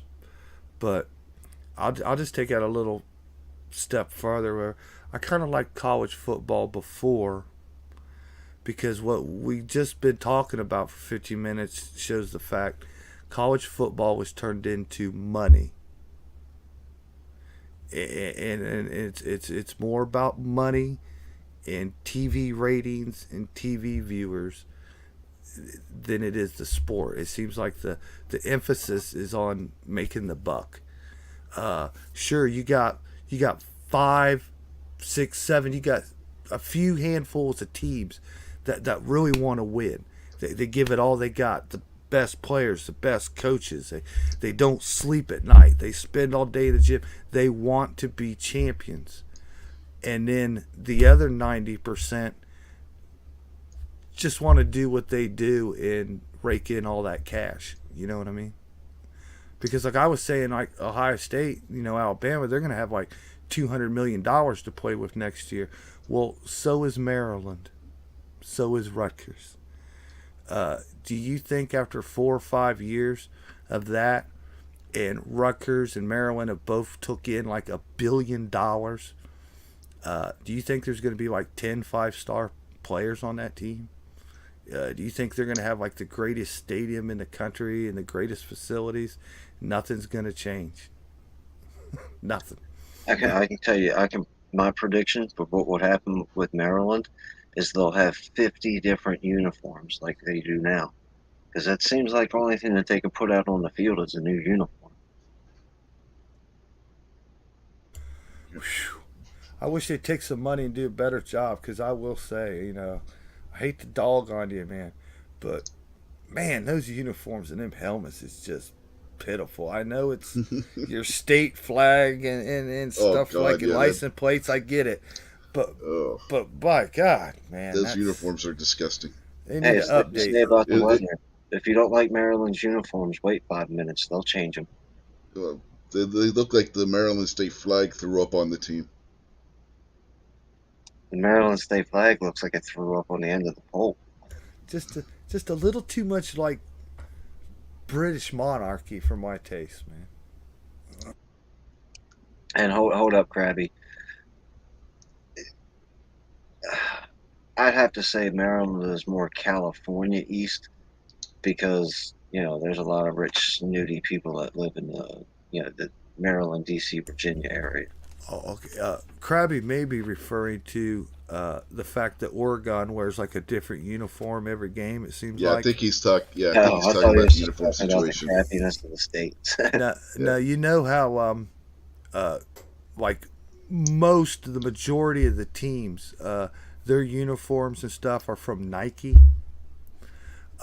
The Nike guy who owns Nike is like went to college at Oregon, and he's like their biggest like donor, and that's why the Oregon Ducks get so many different uniforms and stuff. It's because of Nike. That's his favorite team. So How much could he possibly like the team when he gives them uniforms look like the whole entire team was irradiated? yeah, some of them are out there, but ain't much you can do with green and yellow, man. I mean, you don't got a whole bunch of choices. I mean, the one uniform makes the team look like they work with Gary. The reason Ohio State stumbled in that last game is because LeBron James bought everybody's shoes, man. And everybody on the team was wearing these LeBron issued Nikes, man. Yeah.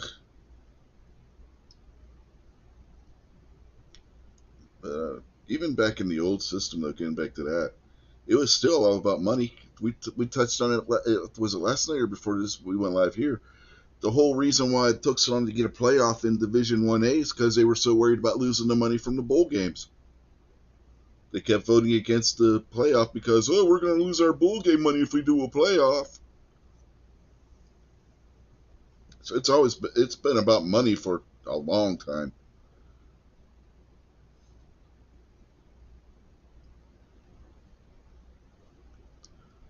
To the point, Division 1A was the only division in college football that didn't have a playoff until they went to that 14 playoff. Yeah, well, four is better than nothing, but four has its problems too. Like I said, just because it's not truly based off Yeah. of division champions or anything like No, it's that. based It's off the poll politics. votes. Yeah, It's based off of poll voting. a committee selection. I mean, it's kind of like how NASCAR run NASCAR, having the race for the chase. 10 Hmm. drivers, what I mean? Yeah, And they're constantly changing the rules to that because they yeah. realize it's a clusterfuck.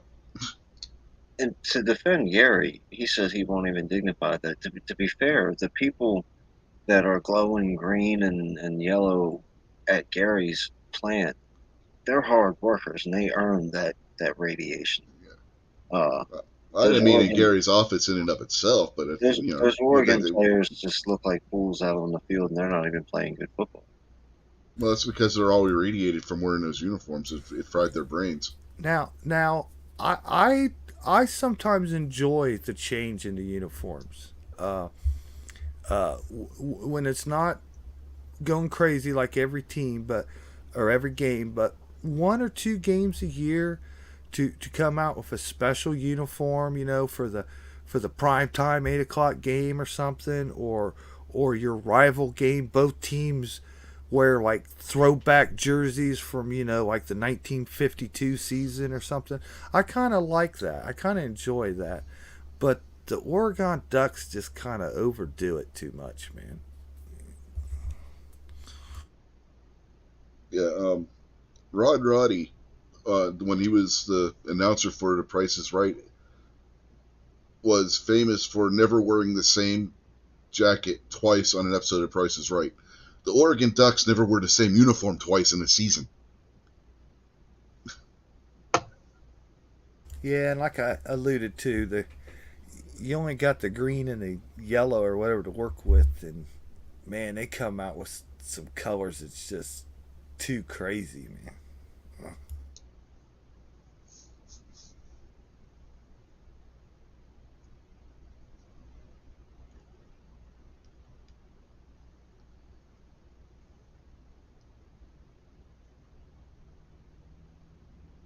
But I will say those uniforms are not cheap. No. The uniforms these kids wear nowadays is space age high technology to stuff even like 15 years ago, man. They're built out of the most perfect materials, the most lightest weight. Like they make their belt buckles weigh like grams because ounces is too heavy. You know what I mean? I mean, they got some high tech gear on these kids. Look at them now. Like, there's no shoulder pads on these guys. Even the big eaters on the field.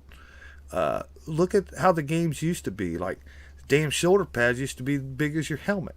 You know what I mean?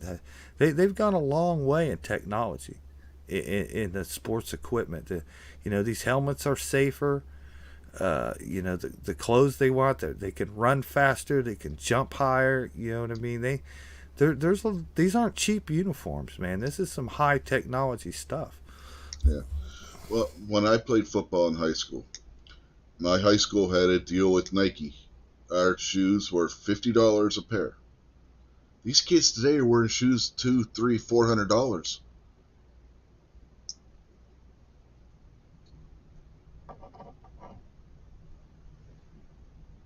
Oh yeah, these helmets are thousands of dollars.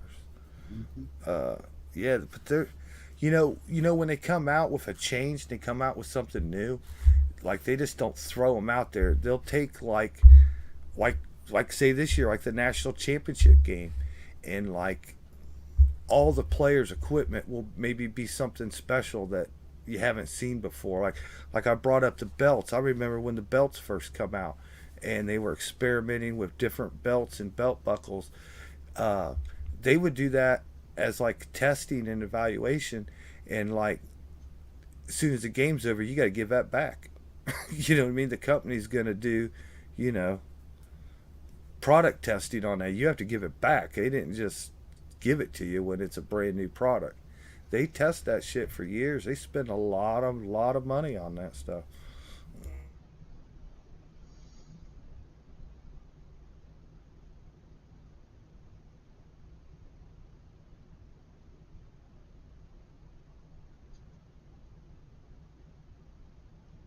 Of course, it's probably all made in China.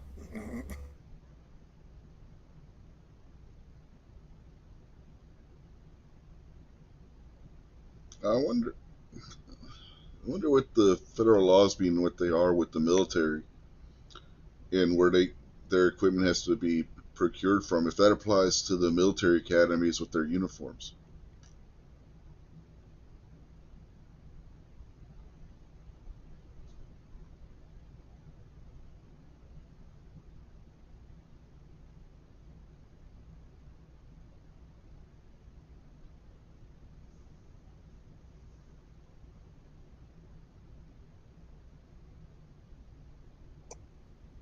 quick internet search says that the Naval Academy gets their uniforms from Under Armour. Yeah, I but don't where know if does it that's say where they're made? Under Armour was. It's a Maryland thing. Well, some of it was. I don't know if it's still anymore, but they had a factory here somewhere. Okay. Yeah, the Army might be the same thing. They might be Under Armour too. I imagine it's federal contracts and stuff still. Yeah, So because I think the federal government just did a big contract with Under Armour so that may have included the uniforms for the three military academies. yeah, all I did was ask my phone where did the Naval Academy get their football uniforms from. So that's all the research that I did.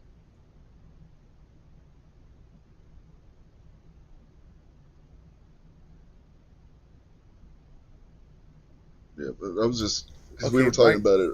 my quick Yeah, search says that Under Armour is a Baltimore, Maryland company, but the production of the brand's majority of the brand's products are within 6 manufacturers located in Vietnam, Indonesia, and China, making substantially all of its products. Yeah, I figured that was. I know that there's a big warehouse down in Baltimore, but I wasn't sure if that was a distribution thing or a big store or manufacturing, so I wasn't sure.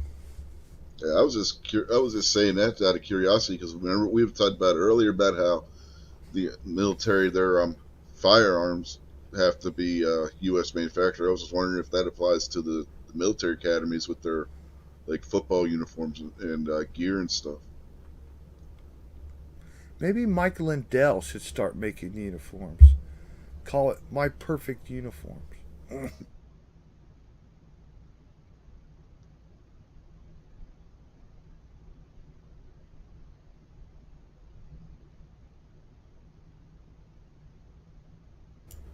What's this? G says Moore County, North Carolina is under mandatory curfew due to Hmm. gunfire damaging a substation. Yeah, the left was trying to say that that was because there were some right wing terrorists that were trying to stop a or drag queen story thing or some shit. And the sheriff went on the news was like, no, we have absolutely no evidence that any of that's what caused this. Hey, you know what they're voting on here in Ohio? Like our state people got to take it to the governor. They come up with some laws to protect the Second Amendment here, boys. Uh, Putting in some law. It'll pass too because it's easy to pass stuff here because of the majority. Uh, but they're going to put it in there where the government can't squander our Second Amendment right in the times of an emergency or Yeah, uh, we've had that since Katrina here from because the way that the governor down there tried using the National Guard and police to confiscate people's firearms during Katrina. yeah. They list that here. They list gun stores being open, ammunition stores being open, gun ranges and training places being open, the right to buy guns being open, all that they got listed in there to protect it for when the government tries their declared emergencies and stuff. And it also has repercussions for any type of agency or department or anything that does infringe upon your rights during those times. I don't know Yeah, if you could sue them or what that means, but there was consequences.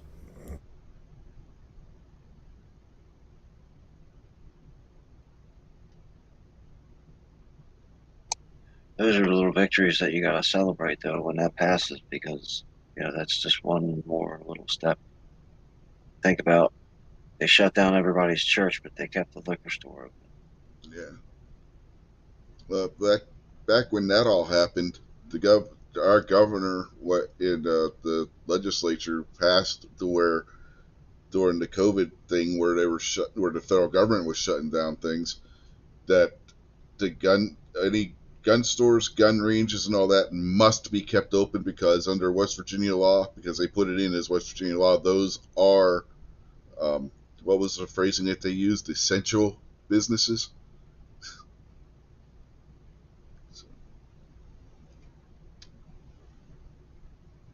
Yeah, I thought that was interesting from the first time that I heard it. Now I looked at my boss's son at the time he was working with us, and I said, "Do you think your job is essential?" And he was like, "Yeah, I got bills to pay." So I think everybody thought that their job was essential if they had Hmm. interest in surviving. Yeah. My wife's joke is that the worst thing about all these non-essential people back out there on the roads is that you got idiot, going back to work and everything. So now you got to put up with more idiots that don't know how to drive on the roads. Yeah, you know, back a couple of years ago, man, and last year, I guess, year and a half, I ran into quite a few people now and then that like, oh, I haven't worked in a year because of COVID, or I haven't worked in so long from a COVID, or I used to work here, but I haven't done nothing for long because of COVID. And I always told them, because of COVID, I work 7 days a week.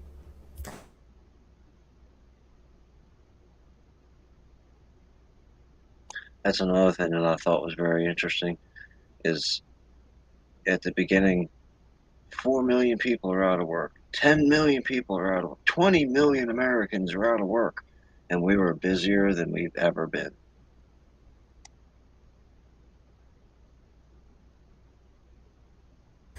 Yeah, yeah. Really, the only thing I did see was like less people on the roads. It was easier driving home, no rush hour traffic. That's what I kind of miss about COVID.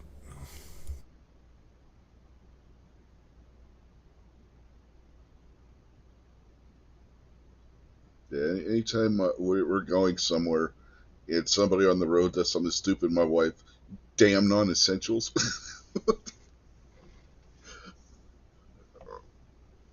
What would really piss me off is when like your store that you've shopped at for years, what I mean, you're a loyal customer to this store, and they close at 8 o'clock, and you're rushing to get there, to work, and then all of a sudden, oh, they're closing at 6 because of COVID. COVID hours when the painted on the door out front says 8 o'clock. You know what I mean? That shit used to piss me off. There's a couple stores I haven't done business with anymore over that.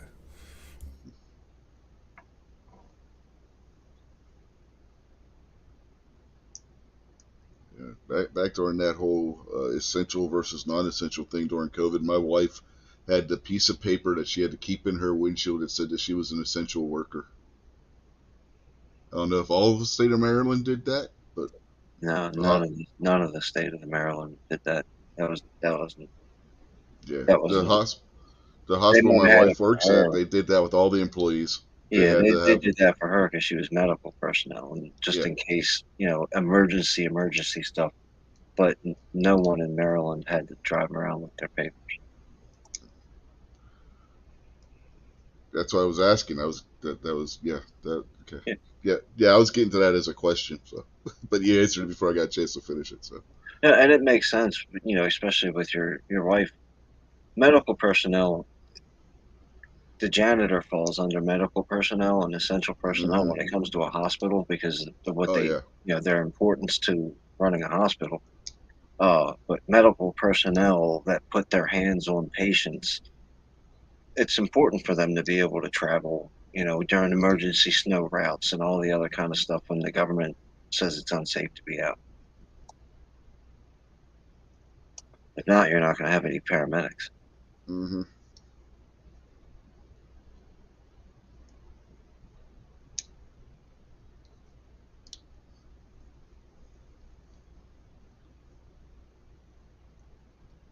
So, what else we got to talk about? Anything? I mean, I could get, you know, piss some more people off if you want to start talking about some more controversial stuff. Did you see the picture of that 15 grand Beretta? The what? I think he said a $15,000 Beretta. Yeah, that's why I Yes. said the what. Yeah, let me bring it up here. I gotta open a new tab and then it takes away my mute button screen here. So give me just a second. I think what he's saying is, "Hey guys, this is the gun that I got on layaway now." Uh huh.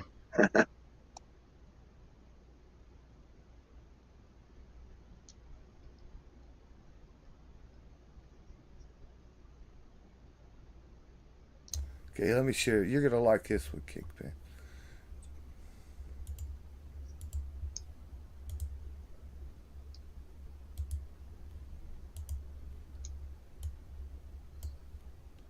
Look at that. That's the one you had pulled up earlier. Didn't get a chance to talk about. Yeah. Yeah, Rich was too busy screaming erratically at me. I think I was one during Rob. Well, we were trying to get Rob to realize that he was talking in a circular argument. That's pretty cool. Is that like blue metal or? Yeah, Yeah. yeah, but notice that says $ 15 comma. Uh huh.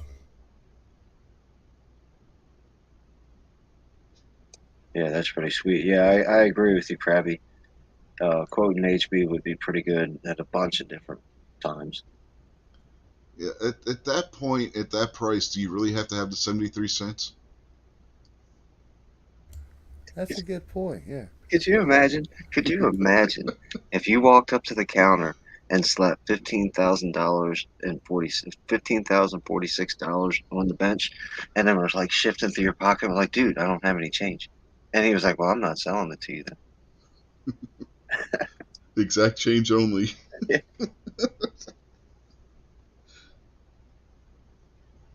I'm gonna die on this hill for 73 cents. Uh huh. Snobwood. You know what, man? I could build that same gun and paint it blue myself for still probably less than $1,500, Challenge accepted. and it's gonna shoot and put holes on a target exactly the same as that right there.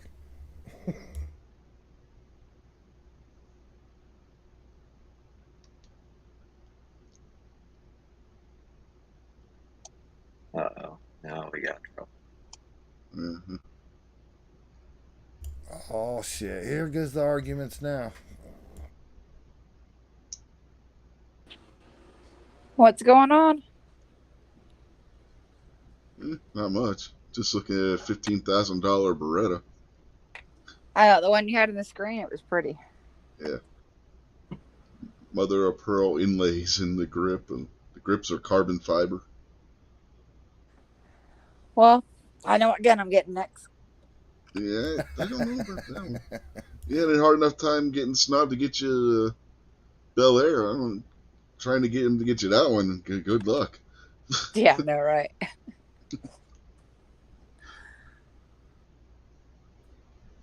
They only got 40 of them. I Yeah. got hold of one of the last ones. Uh huh.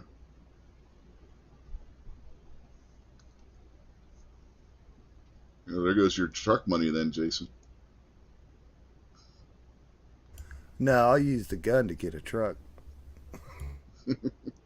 I don't know if that's legal. PN Wood says for 15,000 he expects a free trip to Italy to be included. 15,000. The Pope better fly his plane over here. Yeah, Yeah, right. yeah. Get a tour of Italy in the Pope Mobile. Pope better be kissing my rings for that. Maybe get that new cool Italian governor or president or whatever. She seems pretty chill. She could give me a tour instead of the Pope. Mm-hmm. I didn't say the Pope had to go. I just said you'd be taking a tour in the Pope Mobile. Well, yeah, not want him to come pick me up in the plane because I ain't flying with a Yeah, bunch of peasants. yeah. I did order a Beretta trigger job. Should be in the mail pretty soon. Ordered one from Langdon Tactical. I called up and like Amy answered the phone. I said, let me holler at your old man. And I said, hey, look, Big Earn, you know what I like. Just send it to Uh-huh. the house. So hopefully by the weekend I'll see what I get. You get a bag of shit.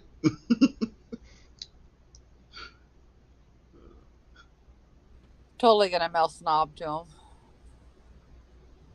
You know, the FedEx driver gonna show up with a bag of dog poo with the express instructions to set it on fire before leaving it on your doorstep.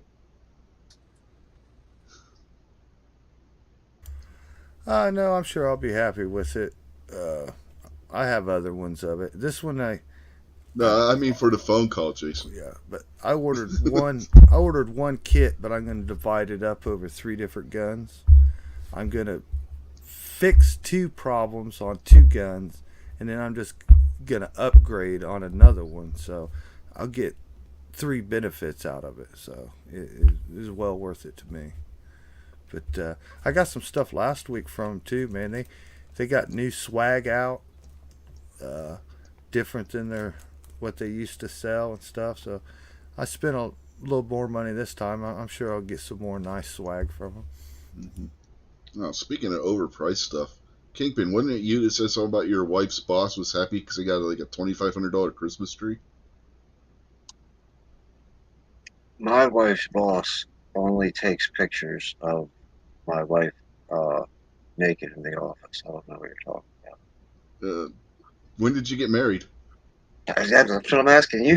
How am I talking about my wife and her Not boss? your boss's wife. I thought I said. Did I say it backwards? My boss's wife is that blonde-haired chick from the WWE.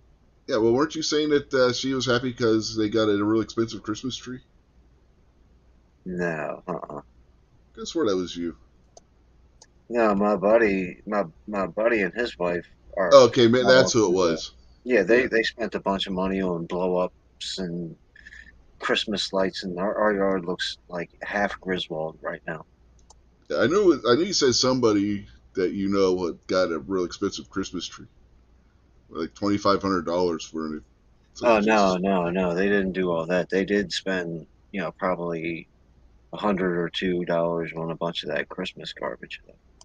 Hey man, I drove past the house today. I'll be going there again shortly, so I'll have to take a picture. They have got the best Christmas yard ornaments I've ever saw, man. They got a old camper sitting out there in the front yard, and they got a mannequin out there dressed up like Eddie with the bathrobe in the house and a hose, and they got a sign that says "Merry Christmas, shitter's full."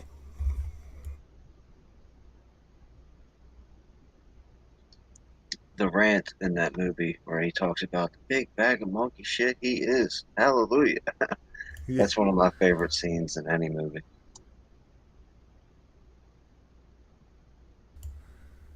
that's just a good movie all the way around. That was.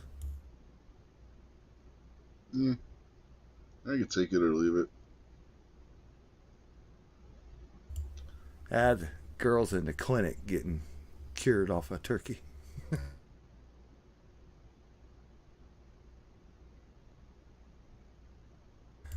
Remember the Jelly of the Month Club, the gift that keeps on giving. I was never really a big Chevy Chase fan, so What? What'd Chevy ever do to you? I just never really found him all that funny. You didn't think Fletch was funny? Not that funny, no. I gotta side with. I'm gonna do a little bit of fence sitting right here and say that Rich is kind of right. I mean, there's like the National Lampoon stuff. Chevy Chase was funny. Spies Like Us kinda made it. Caddyshack? Caddyshack was Yeah, but obviously Caddyshack was fantastic. more an ensemble piece. It wasn't just Yeah. him. Fletch really wasn't all that great, I don't think.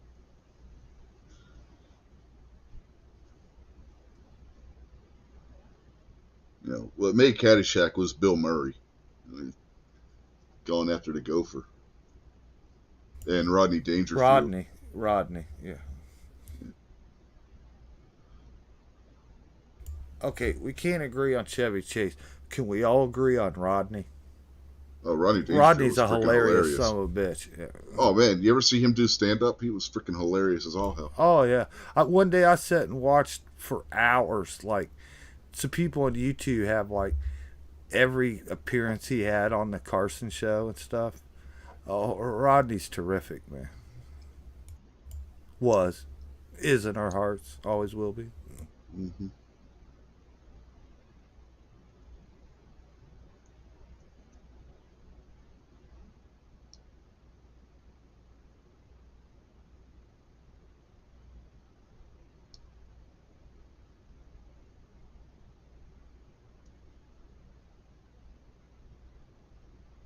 Actually, my local radio station uses Rodney Dangerfield sound bites stuff like on the commercials in between songs, Hmm. like they're doing the one now.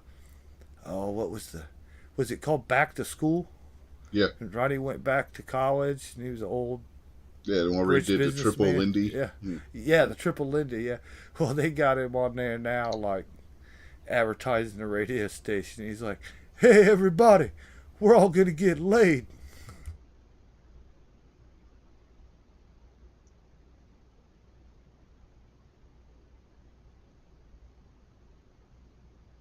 Ian Wood said movies that he quotes that people under 30 don't get: Caddyshack, Airplane, and The Sandlot. Oh, lots of them. My son and I the other day were walking around the house doing quotes from Ghostbusters. I wouldn't have admitted that out loud, Rich. Oh, come on, Ghostbusters has some pretty quotable lines in it. The original Ghostbusters.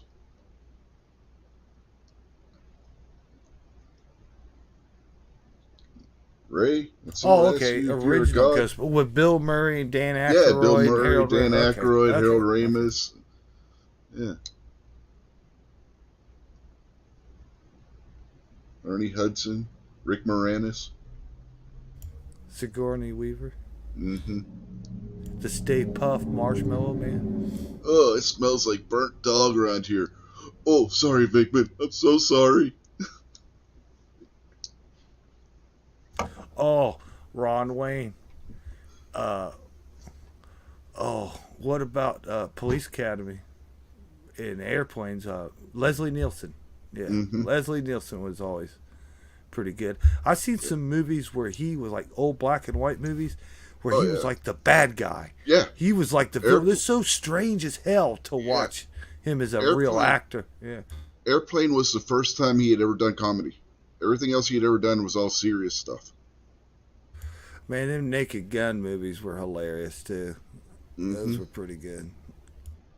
That's why they got him to do the part that he did in Airplane, because everybody that knew Leslie Nielsen knew him as being this serious actor who was always playing like heavies in movies, like the villain and stuff. Or he did that one sci-fi movie. What was it? Forbidden Planet or whatever it was back in the 50s. That's what people remembered him from.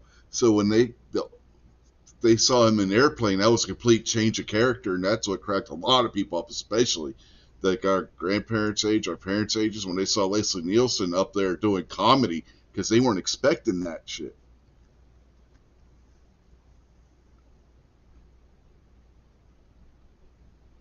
We all owe, I don't care what you think about, global politics, everybody's got a heart. And we all owe Enrico Palazzo a debt for saving the Queen.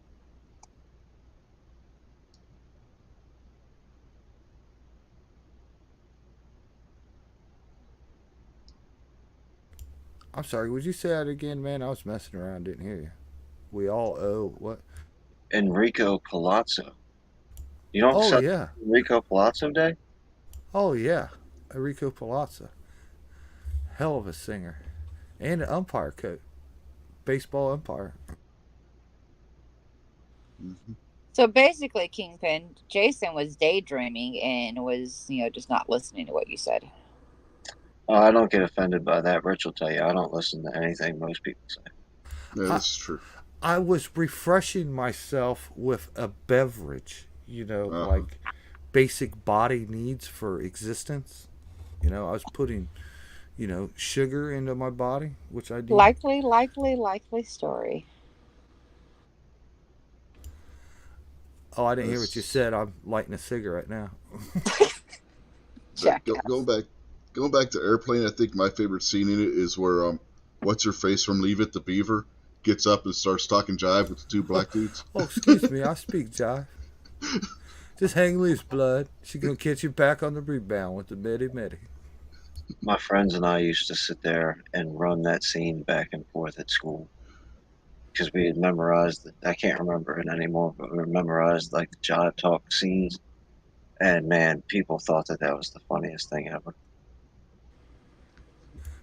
Remember the one dude would be like, "Man, this I picked the wrong week to quit amphetamines and shit, or Yeah. start out. I picked the quit wrong week to quit smoking." heroin. Yeah, or got like he's like got one lit cigarette in his mouth, putting out another one and shit.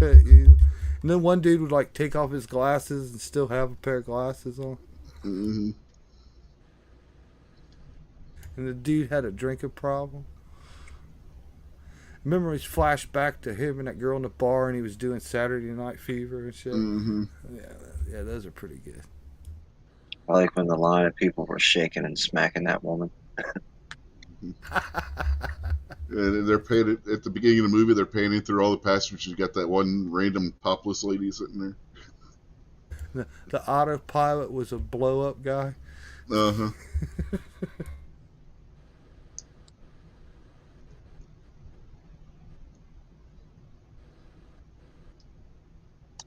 Everybody loved OJ. Nordberg? Nordberg? When I can't remember which one it is, but when he was trapped on that come along underneath the car driving Oh through yeah, the city, that was 2.5, wasn't it? man, that was that was hilarious. Yeah. Or when George Kennedy and Leslie Nielsen are in the Oh, yeah. toy store, the adult toy store, talking to the cashier. And Leslie Nielsen's talking to the cashier anyway. And you see behind him, George Kennedy picks up what looks like a drill, and then he turns it on, and it's got this big dildo on the end of it. He's all, What about when they were frisking the dude down at the restaurant and Frank Drebin reaches too far and he reaches in like Frank's pot or who was George Kennedy? Al or God, I can't remember his name in the I movie. think his name is Al. No, Al or Al's Ed? a real Ed. big guy. Yeah, Al was the tall guy. Ed or something, right? But he reached like into his coat pockets and pulled his wallet out like it was the bad guy. He's got And pictures he's of like, your wife. "Hey man, he's got a picture of your wife or shit." And she's like, "Helen and Dex and shit." That's funnier now. I've been swimming in raw sewage. I love it. Nice beaver. Thanks, I just had it stuffed. Yeah. Or is this some kind of bust? Yes, it's impressive, but that's not why I'm here. he, he fell off that building and grabbed a hold of that statue on the building and grabbed it by its wiener.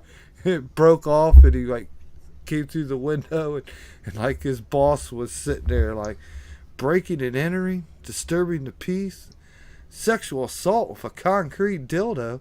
What in the hell was you even doing there?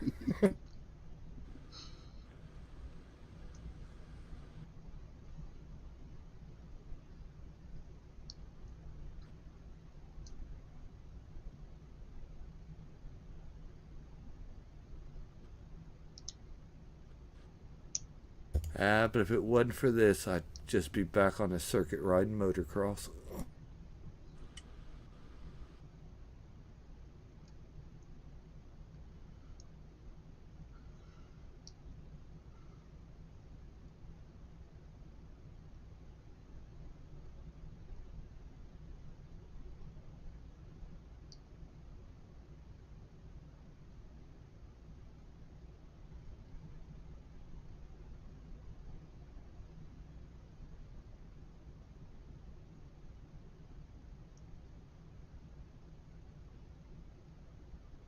So what's cracking, Mystic? What are you doing?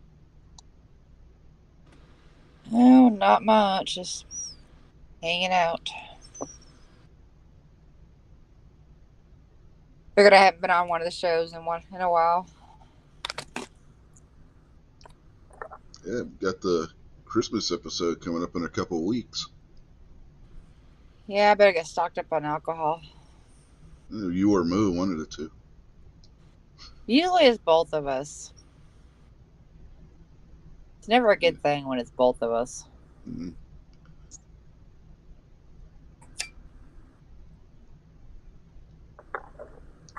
It's kind of like tradition on that show. One of you two at least has to be drunk. When do you guys do the Christmas this year? What day is that? It'll be Christmas Eve, which is a Saturday. You don't do Christmas on Christmas? Oh no, the Christmas show. Yeah, that's what I'm saying. What day is Christmas Day? Oh, Christmas is a Sunday. It's a Sunday this year. Yeah, the show's going to be on Saturday. Yeah, which is why we're only doing like 2 wrestling shows I think this month. Well, no, we got New Year's Eve. We can do one. Guess I need to go to the liquor store. For what, the Christmas Eve one? Yeah, I gotta get stocked up on some alcohol. New Year's Eve is when my football game is.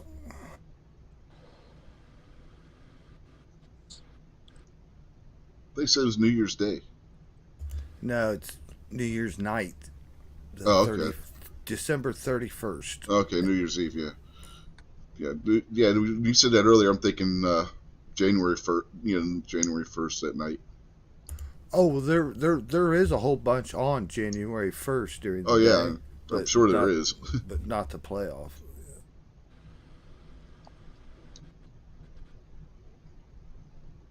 And then the national championship is on the 9th.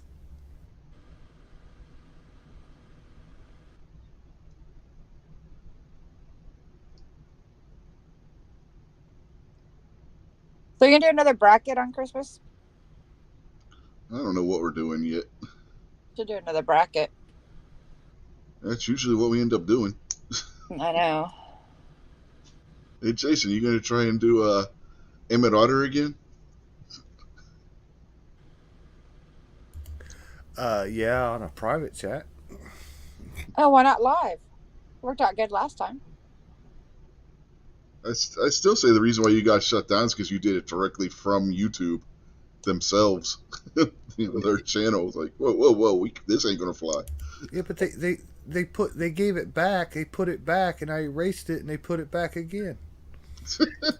Yeah, but haven't we figured a way just double the stream hours like we do with the wrestling? Yeah, good idea. Yeah, it's going to be a river bottom Christmas then, bro. Yeah.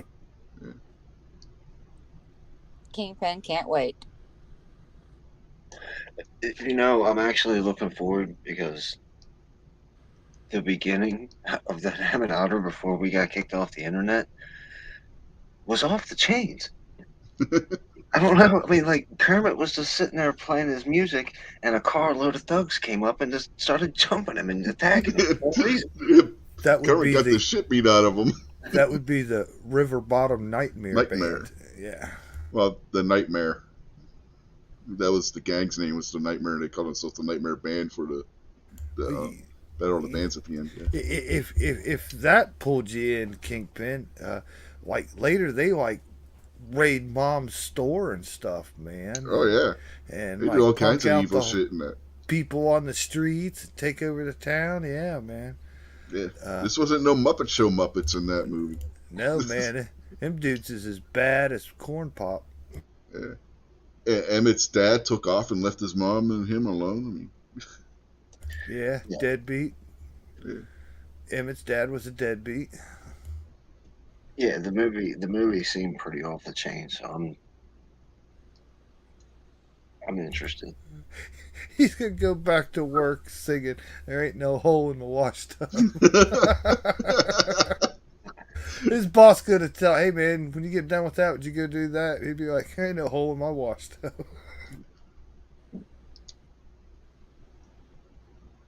He's gonna be rocking out in his car to the River Bottom Nightmare Band song, whatever.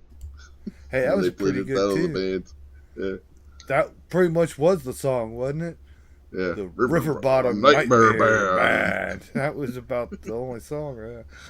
Well, it had some lyrics, so I think the snake was the one singing, and then the bear would just come in with the River Bottom Nightmare Band part of it. Yeah, yeah,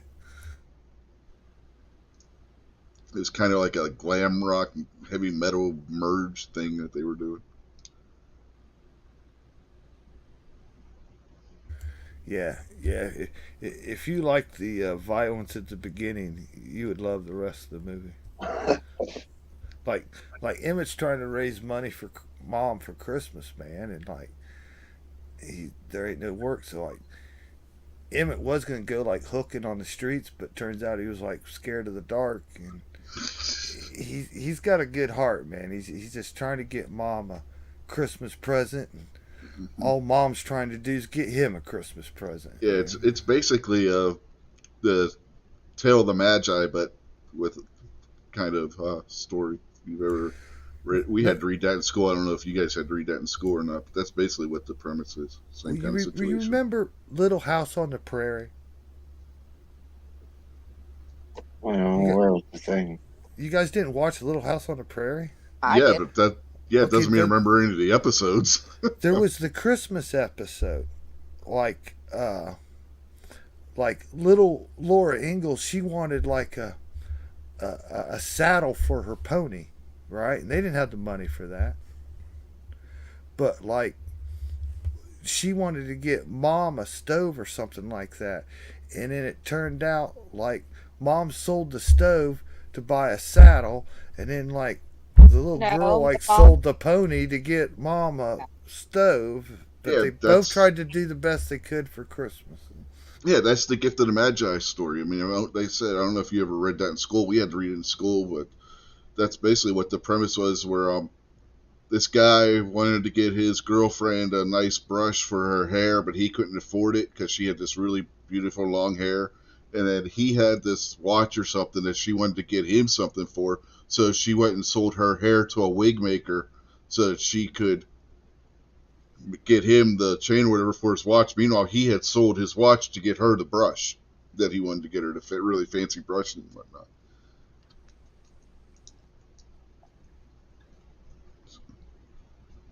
And the moral of the story is capitalism is evil and sinful. My husband wouldn't do that.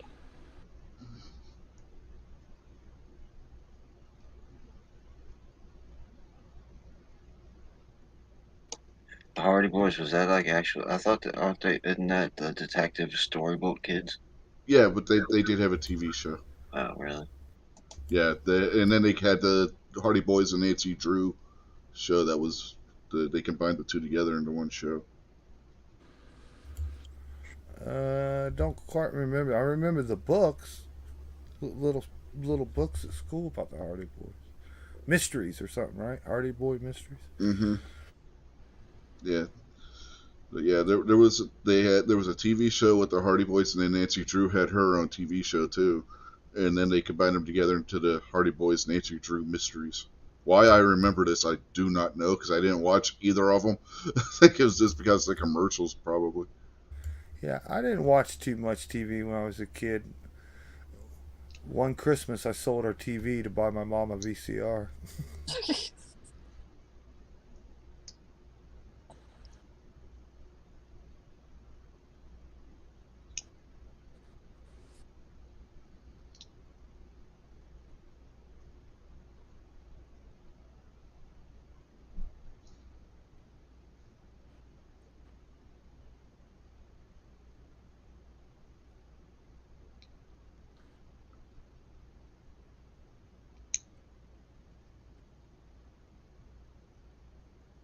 Well, everybody quit talking. Yeah, it's like, okay, who's gonna say something first?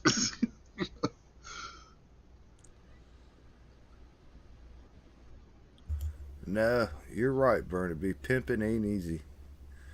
It's not the job for Mhm. everybody. There's a lot of ups and downs. It's not true. Just ask my pimp.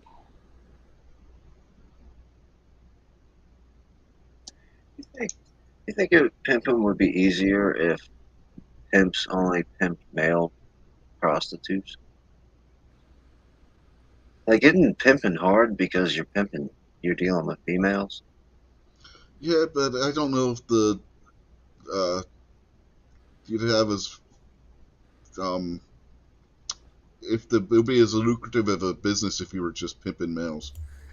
Is Wayne Brady gonna have to choke a bitch? Yeah, you know what I mean. You couldn't imagine Wayne Brady being like, "Is Wayne Brady gonna have to choke a dude?" Yeah. You know, I mean, it just seems like it'd be a lot easier management system. I don't know. Ask Paul Pelosi how easy it is. Well, I mean, and uh, to be fair to pimps, I mean, pimps are business people. Paul Pelosi's just a sick bastard that picked a homeless guy up off the street to have sex. It is the Bay, it baby. wasn't homeless; Hammer it was this time. drug dealer. The sex was how he was paying for his drugs. It's I'll hammer accept. time. He's from the Bay. I'll accept that. There's your distraction. Kanye's a distraction from how come nobody's talking about the Speaker of the House husband getting beaten in the head with a hammer in his own house.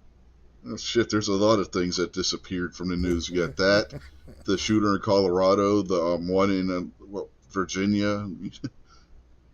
Oh, those disappeared real quick when they found out that they didn't meet the demographic that they were trying to demonize. One of my favorite, if we go back into the Wayback Machine, one of my favorite memory hole things. Remember the Hispanic dude in the white van that had the million Trump stickers all over it that was supposedly sending white powder to a bunch of government officials? And they found him asleep in the gym parking lot, and then nobody's ever heard a word about it since then. Yep. That was a good one. Uh, what about President Bill Clinton sending out the Gestapo to snatch up that little illegal alien boy who was an Elion or something Elian like that? Gonzalez. Uh huh. Sent the feds in. Oh no. Oh Mm-hmm. no, this boy's got to go. Can't have no illegal border crossers here. Huh. Seems a little The problem with that, hypocritical, doesn't it, nowadays? the problem with that was still when they had the feet wet, you had to go back. But if you made landfall being Cuban, you were allowed to stay.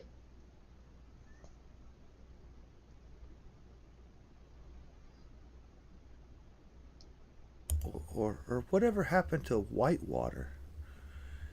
And the dude was found shot in his head with a gun the Shh, shh, FBI shh. said didn't Jason, work. shh, Oh, shh. oh. You're gonna get suicided, man. No, can't talk about that. Oh, I'm not. I was just worried about getting you a strike. I wasn't worried about me. No, I don't want you accidentally shooting yourself in the back of the head with a 22. Come on. One of my favorites. Die of Local. natural decapitation. Yeah. Right. Krabby probably hears it on the radio because we live close to each other. But at the beginning of the Pizzagate thing, and then ever since till about maybe a year ago, anybody who had anything to do with any kind of public statement around here was like, no, Pizzagate's 100% false. There's no such thing as pedophile rings and da da da da da. Now they're all talking about, oh, but there's lots of pedophile rings out. Oh yeah, you called me all kinds of really horrible, Mm-hmm. nasty stuff when I said that John Podesta was raping kids years ago. Uh, yep. Earlier we were talking about funny guys. Norm Macdonald, man. You ever see where he was on The View and he was banned from going back on The View because of what he said? Yeah, he was a good one. They were talking about the Clintons, and he lets out with we got the murders out of the White House, and they're like, what? Yeah, you know he killed a guy. Said that right on the air on The View, and they just looked. They didn't know how to respond to it. It was freaking hilarious. And then later they talk about something else, and he goes back to it. Yeah, he killed a guy. he wasn't allowed back on The View after that. You know, technically that's a lie. There was more than one guy. But it was freaking hilarious. It was just hilarious. I mean, I'm willing to give credit where credit's due. They've done a lot of hard work, man. It ain't easy to dig a hole.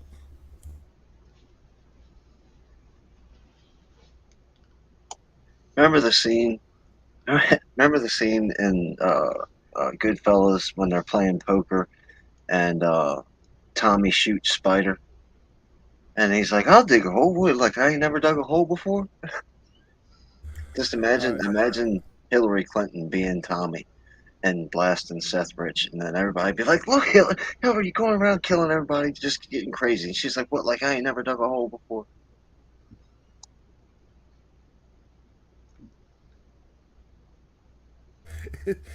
I would imagine it's probably very similar to that. Mm-hmm.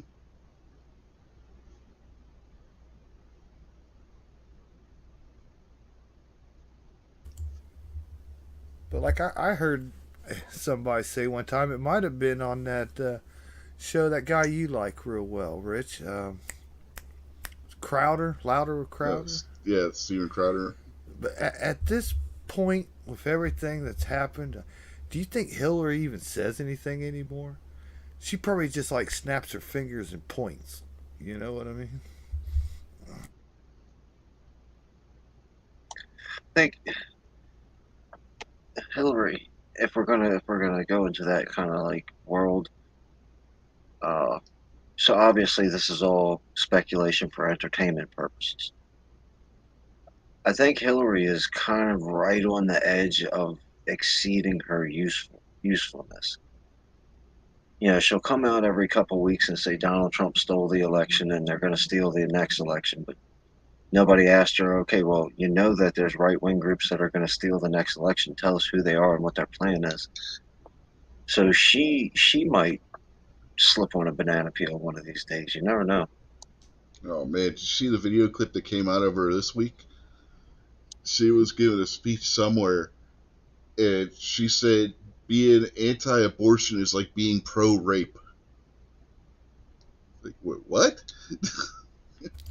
She also said that abortion was the good Christian thing to do. Oh, all the leftists say that. Yeah, I was like,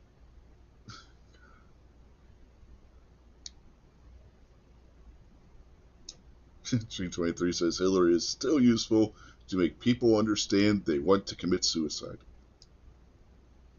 Oh, speaking of that, did you see where up in Canada, there's a veteran, this woman who's a veteran of the Canadian Army. She was complaining because the chairlift they gave her didn't work. You know, the one to go up the stairs, and so they offered her euthanasia.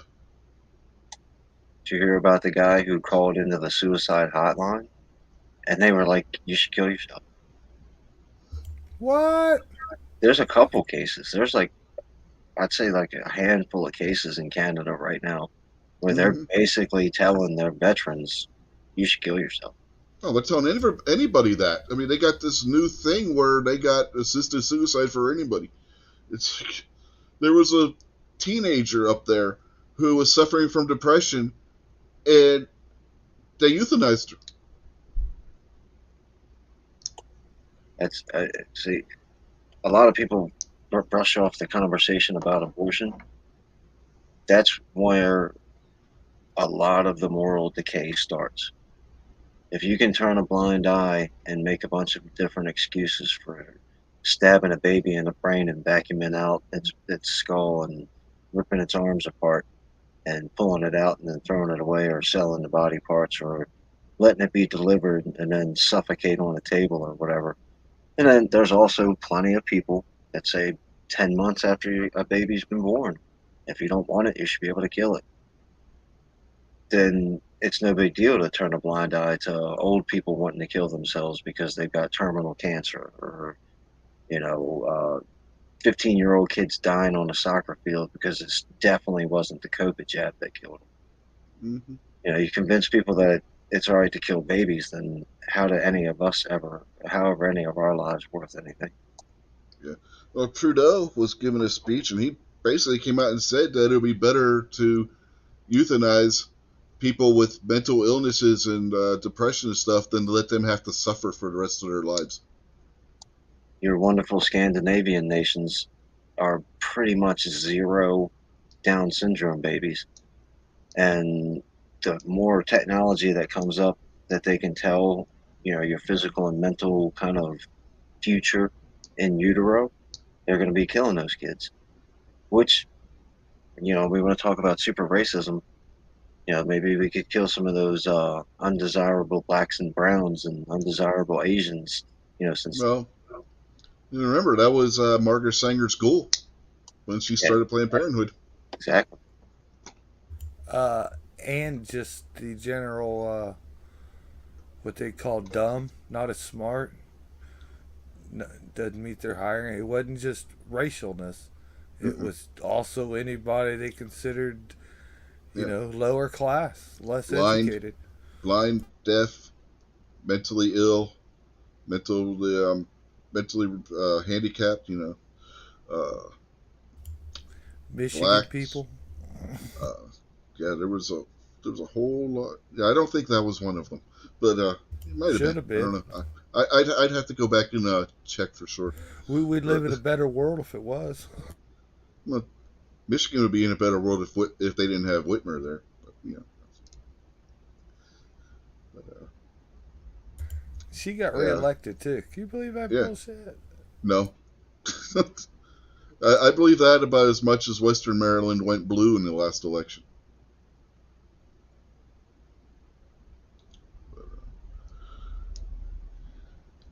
Uh, yeah, Margaret Sanger, she was pure evil. Didn't she win the Hillary Clinton award? No, no, I think Hillary won the Margaret Sanger Award.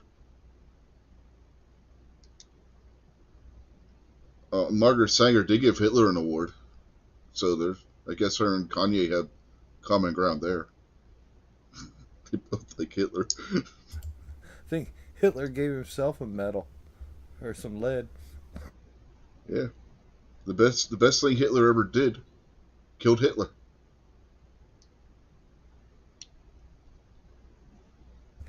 If you believe what they tell you, I think he escaped Argentina.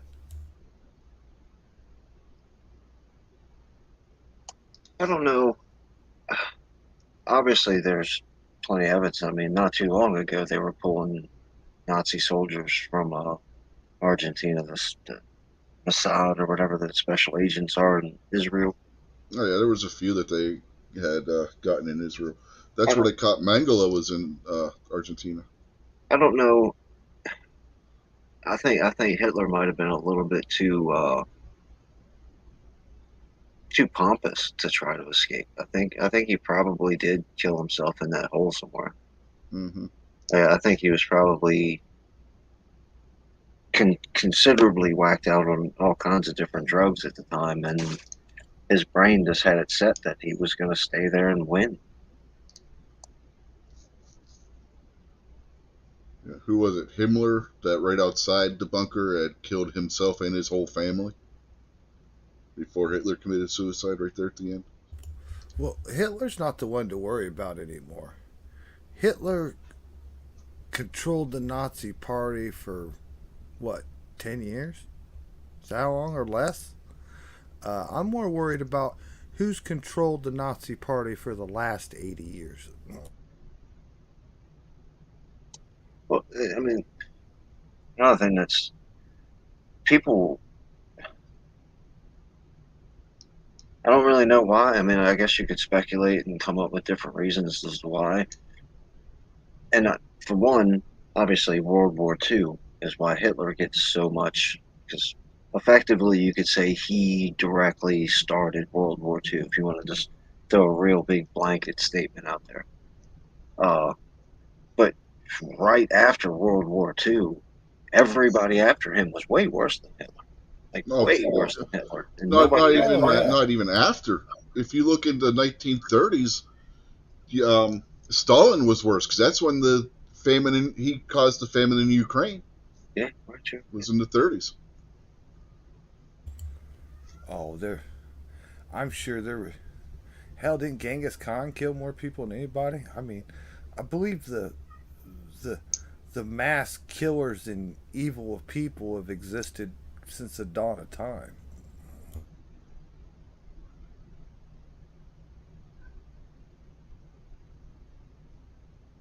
Hell, I mean, it's part of human life. Hell, the very first brothers that ever walked this earth, one killed the other one. Hmm.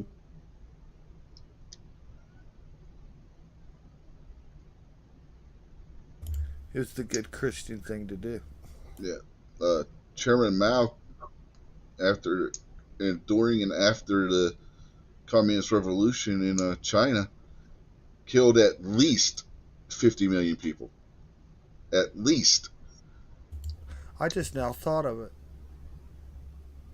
They should legalize all drugs because I just realized people been getting stoned all the way back in the Bible. Different kind of stone, Jason. Yeah, I don't even. If you want to get stoned, just go over to the Middle East and say you're gay. Hey man, you got a couple rocks. You, you watch Project Veritas stuff, right, Rich? Yeah, occasionally, yeah. My suggestion to everybody is watch Project Veritas every video that they put out.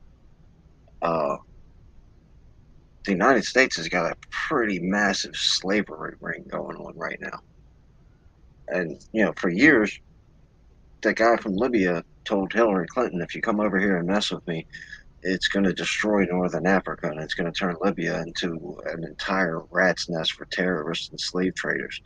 And he was right, and it did. And now there's a massive slave trade in northern Africa. Well, we got a pretty huge slave trade in the United States right now, and Project Veritas has got a HHS person giving out a lot of the receipts on that kind of stuff, and it's pretty disgusting. Mhm.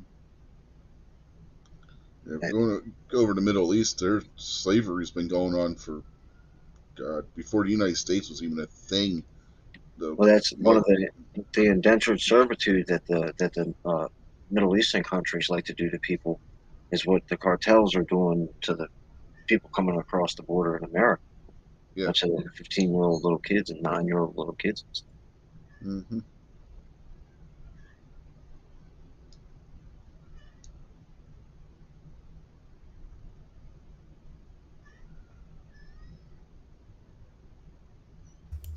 One of the shithole things that's happened over there that never gets put on the news, but I've seen a lot of it on the History Channel. Uh, Egypt, other countries over there, Jordan, places like that, Iraq, other places, ISIS, and other those terrorist groups and stuff that have took control in there, and Al Qaeda, they have destroyed what little history we had of the ancient Egypt. Uh, if it doesn't exist like in books or photographs or video for us to try to teach the future, it's gone. They have destroyed everything that has ever been found in history of it. They have blown it up, took sledgehammers to it, destroyed whole museums. They have destroyed all the ancient artifacts that we have from that time period. Well, They just destroyed it. It's gone yeah, forever, man. Ever. yeah, that Islam's always been doing that. If you look at the different places where Islam's taken over, the hardcore Islamist, that's their calling card. That's what they do.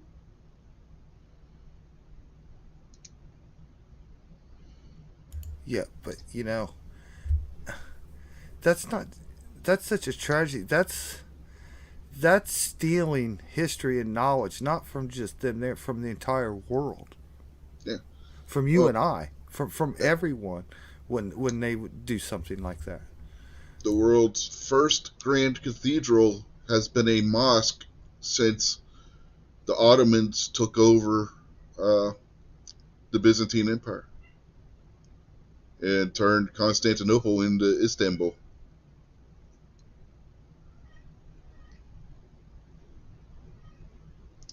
You know, that's what the Muslims do, man. They were just excavating. I forget. I think it was in India. This really old mosque, and when they got below the mosque and they were digging down farther, and they found an old Indian temple that they built the mosque on top of. That's what Muslims do. The thing, one of the things that I found out that was kind of interesting, like when ISIS first started and they were in Syria blowing up, that ancient stuff like Jason's talking about. A whole bunch of people were flipping out talking about all the millions of dollars worth of priceless stuff. And then another reporter came out and was like, they blew up an empty temple, right? All the jewels and anything valuable in there, they sold that stuff to an antiquities dealer, and then just blew up. Now I get, blowing up the place still sucks because the place was historical and all that kind of stuff. But ultimately, it takes away from the fact that they're just doing it for their religion, and it puts into the fact that they're doing it because they're thieves and they're criminals and they're just horrible, rotten, evil people. Yeah. They've been doing this since Muhammad. I mean, if you look at the Hadiths, there's numerous stories where Muhammad would go in and just totally ransack a Jewish temple, or if it was a pagan town, the pagan statues and whatnot, and that's nothing new. I mean, it's the Yeah, whole no, history of Islam. They've been doing this shit. I'd imagine that there's plenty of it throughout all kinds of, when the Romans took over, they pretty much wanted to turn everybody into Romans. No, they pretty much. Well, the Romans, they would leave their religious things and And whatnot intact. Right, yeah, it yeah. depends on which Romans you're talking about, man. You're talking about 1,000-year reigns with a lot of different policies and rulers. You know what I But mean? that's the thing. Time Some periods, yeah. some of the psychological things about it is when I take over a town and I leave all their stuff alone and just enslave, just like and capture their people, you figure that you're going to keep their morale because I'm not changing your culture, I'm not changing your religious things. All I'm doing is coming and collecting taxes. Yeah, it's pretty much what the Romans did. Unless you got uppity, like which a perfect example is in Israel, what's now Israel, yeah. Israel, back when it was Judea, the Roman province of Judea, and you had the Jews do the uprising and whatnot, which was like 100 years after Christ died, and then that's when the Roman Empire cracked down on that area. But before that, I mean, if you look back and you read the biblical text, or even if you get if you can find it, the actual Roman transcript that they have in Latin and in Greek from Christ's trial, it it wasn't the Romans that were the ones that actually prosecuting Christ. It was the Jewish the Sadducees and the Pharisees. They're the ones that brought the charges. It wasn't the Roman Empire that brought the charges against him. Pilate was just overseeing the court because he was the governor of the area, and that was his job. But the actual laws that were broken weren't Rome's. It was They Jewish law. they had to get the Romans involved because the Jews were allowed to conduct their own business court wise and judicial wise, but they weren't allowed to execute anybody. Yeah, all death penalty cases had to be handled by the Roman authority.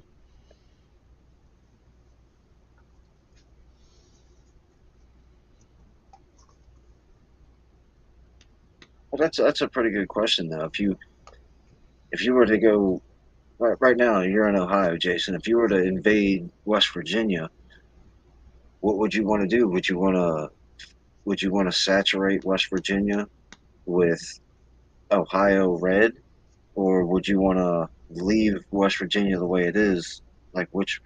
That's a tough decision. Do you crush them and completely turn them into Hmm. what you want, or do you just let them live the life that they want and then No, tax them? no. You conquer, you occupy, you control. I believe that was the fall of the Romans, wasn't it? Too much of a liberal policy. No, the For fault. years I'm my way of trying to say it is like for years it was Roman rule. They conquered you. You're now the Romans in our rules. Then it got too democratic. let you keep your culture. They let you keep Oh, they this, always and let it's no. The Romans and always let the cultures keep their culture once they conquered them.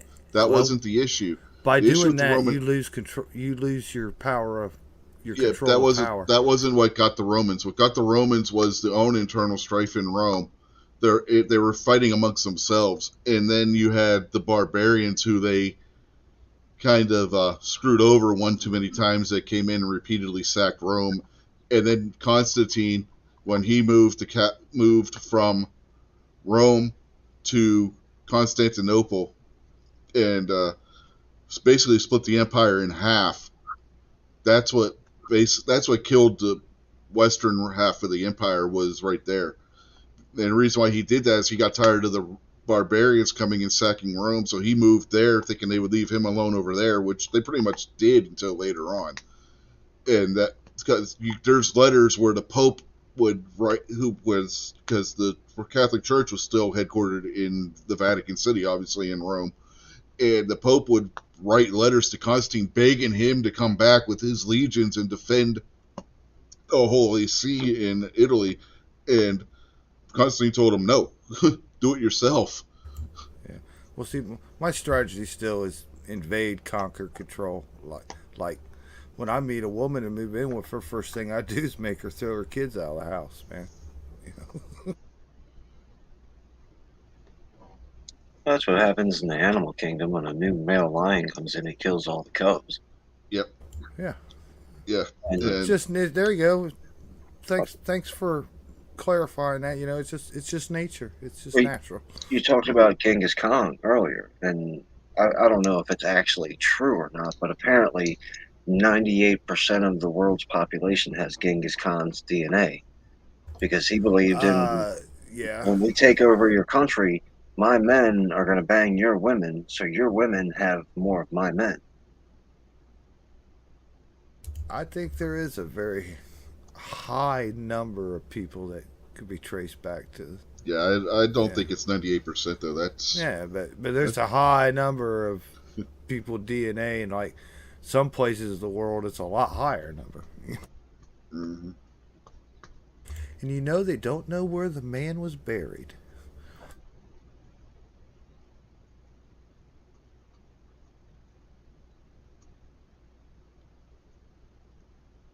I don't think they know where Attila the Hun was buried either. There was that uh, expedition unknown that's hosted by Josh Gates. He was they one of his episodes. They were looking for the tomb of Attila the Hun. Yeah, well, I know they never found his, and they won't let nobody look. And it's been that way for what, 1,000 years, 1,200 years.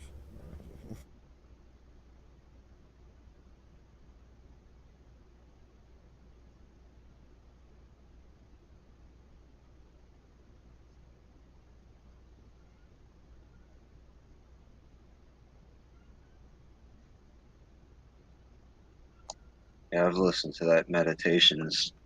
You can find it, a bunch of different versions of it on YouTube, and it's pretty good if you're cleaning your house or doing some work or something where you can listen to some long form stuff. That's usually pretty good too. Yeah, Woods is out there. Meditations by Marcus Aurelius is one of the best books ever.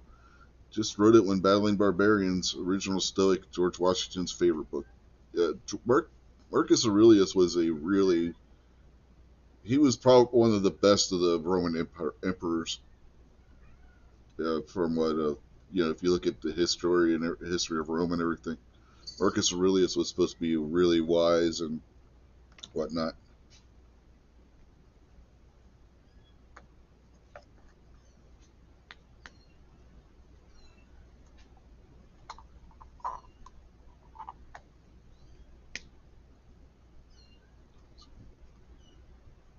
We're coming up on 3 hours, so I think we need to cut.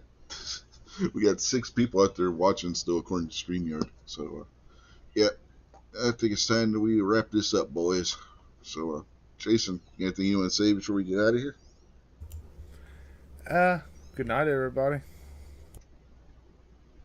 Kingpin? Before you call Kanye West crazy, remember that the news that you're listening to telling you that Kanye West is crazy is the same news that told you that you should get a bunch of experimental jabs for a disease that doesn't exist. No, now they're telling people to get experimental jabs for the flu. You know, because the old-fashioned flu shot's not good enough anymore. Now you gotta get mRNA shots. That's And gonna cover all 20 varieties of flu. I'll drop a bombshell. Go look up some actual deep information and start with people who deny the Holocaust. And maybe you'll learn a little bit about the Holocaust, because Kanye didn't deny the Holocaust. What he did was said that the story that they told us is a lie. And that part is true. The story that we've been told is not true. No, I'm not saying that the Holocaust didn't happen. No, I'm not saying that the Jews didn't get killed. No, I'm not saying anything anti-Semitic. I'm saying that the story that they gave you doesn't hold up to any kind of scrutiny whatsoever. Well, first problem with that is it wasn't just the Jews. Yeah, part one of the part that nobody ever mentions until just recently, the millions of other people that were supposedly killed in the death camps. You know, gypsies, homosexuals, any kind of malcontents.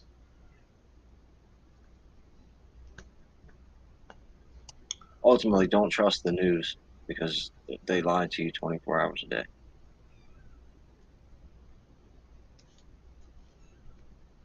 Krabby says, great show, Rich. Thank you. Wood says, night, fellas. So, yeah. Have a good night, gentlemen. And we're going to turn that off because we don't need that on no more. And we are going to play the outro, and then we will catch you all sometime during the week, and most likely next weekend as well. So, yeah, because we got a pay-per-view on Saturday. And then, yeah, so we'll catch you all next week.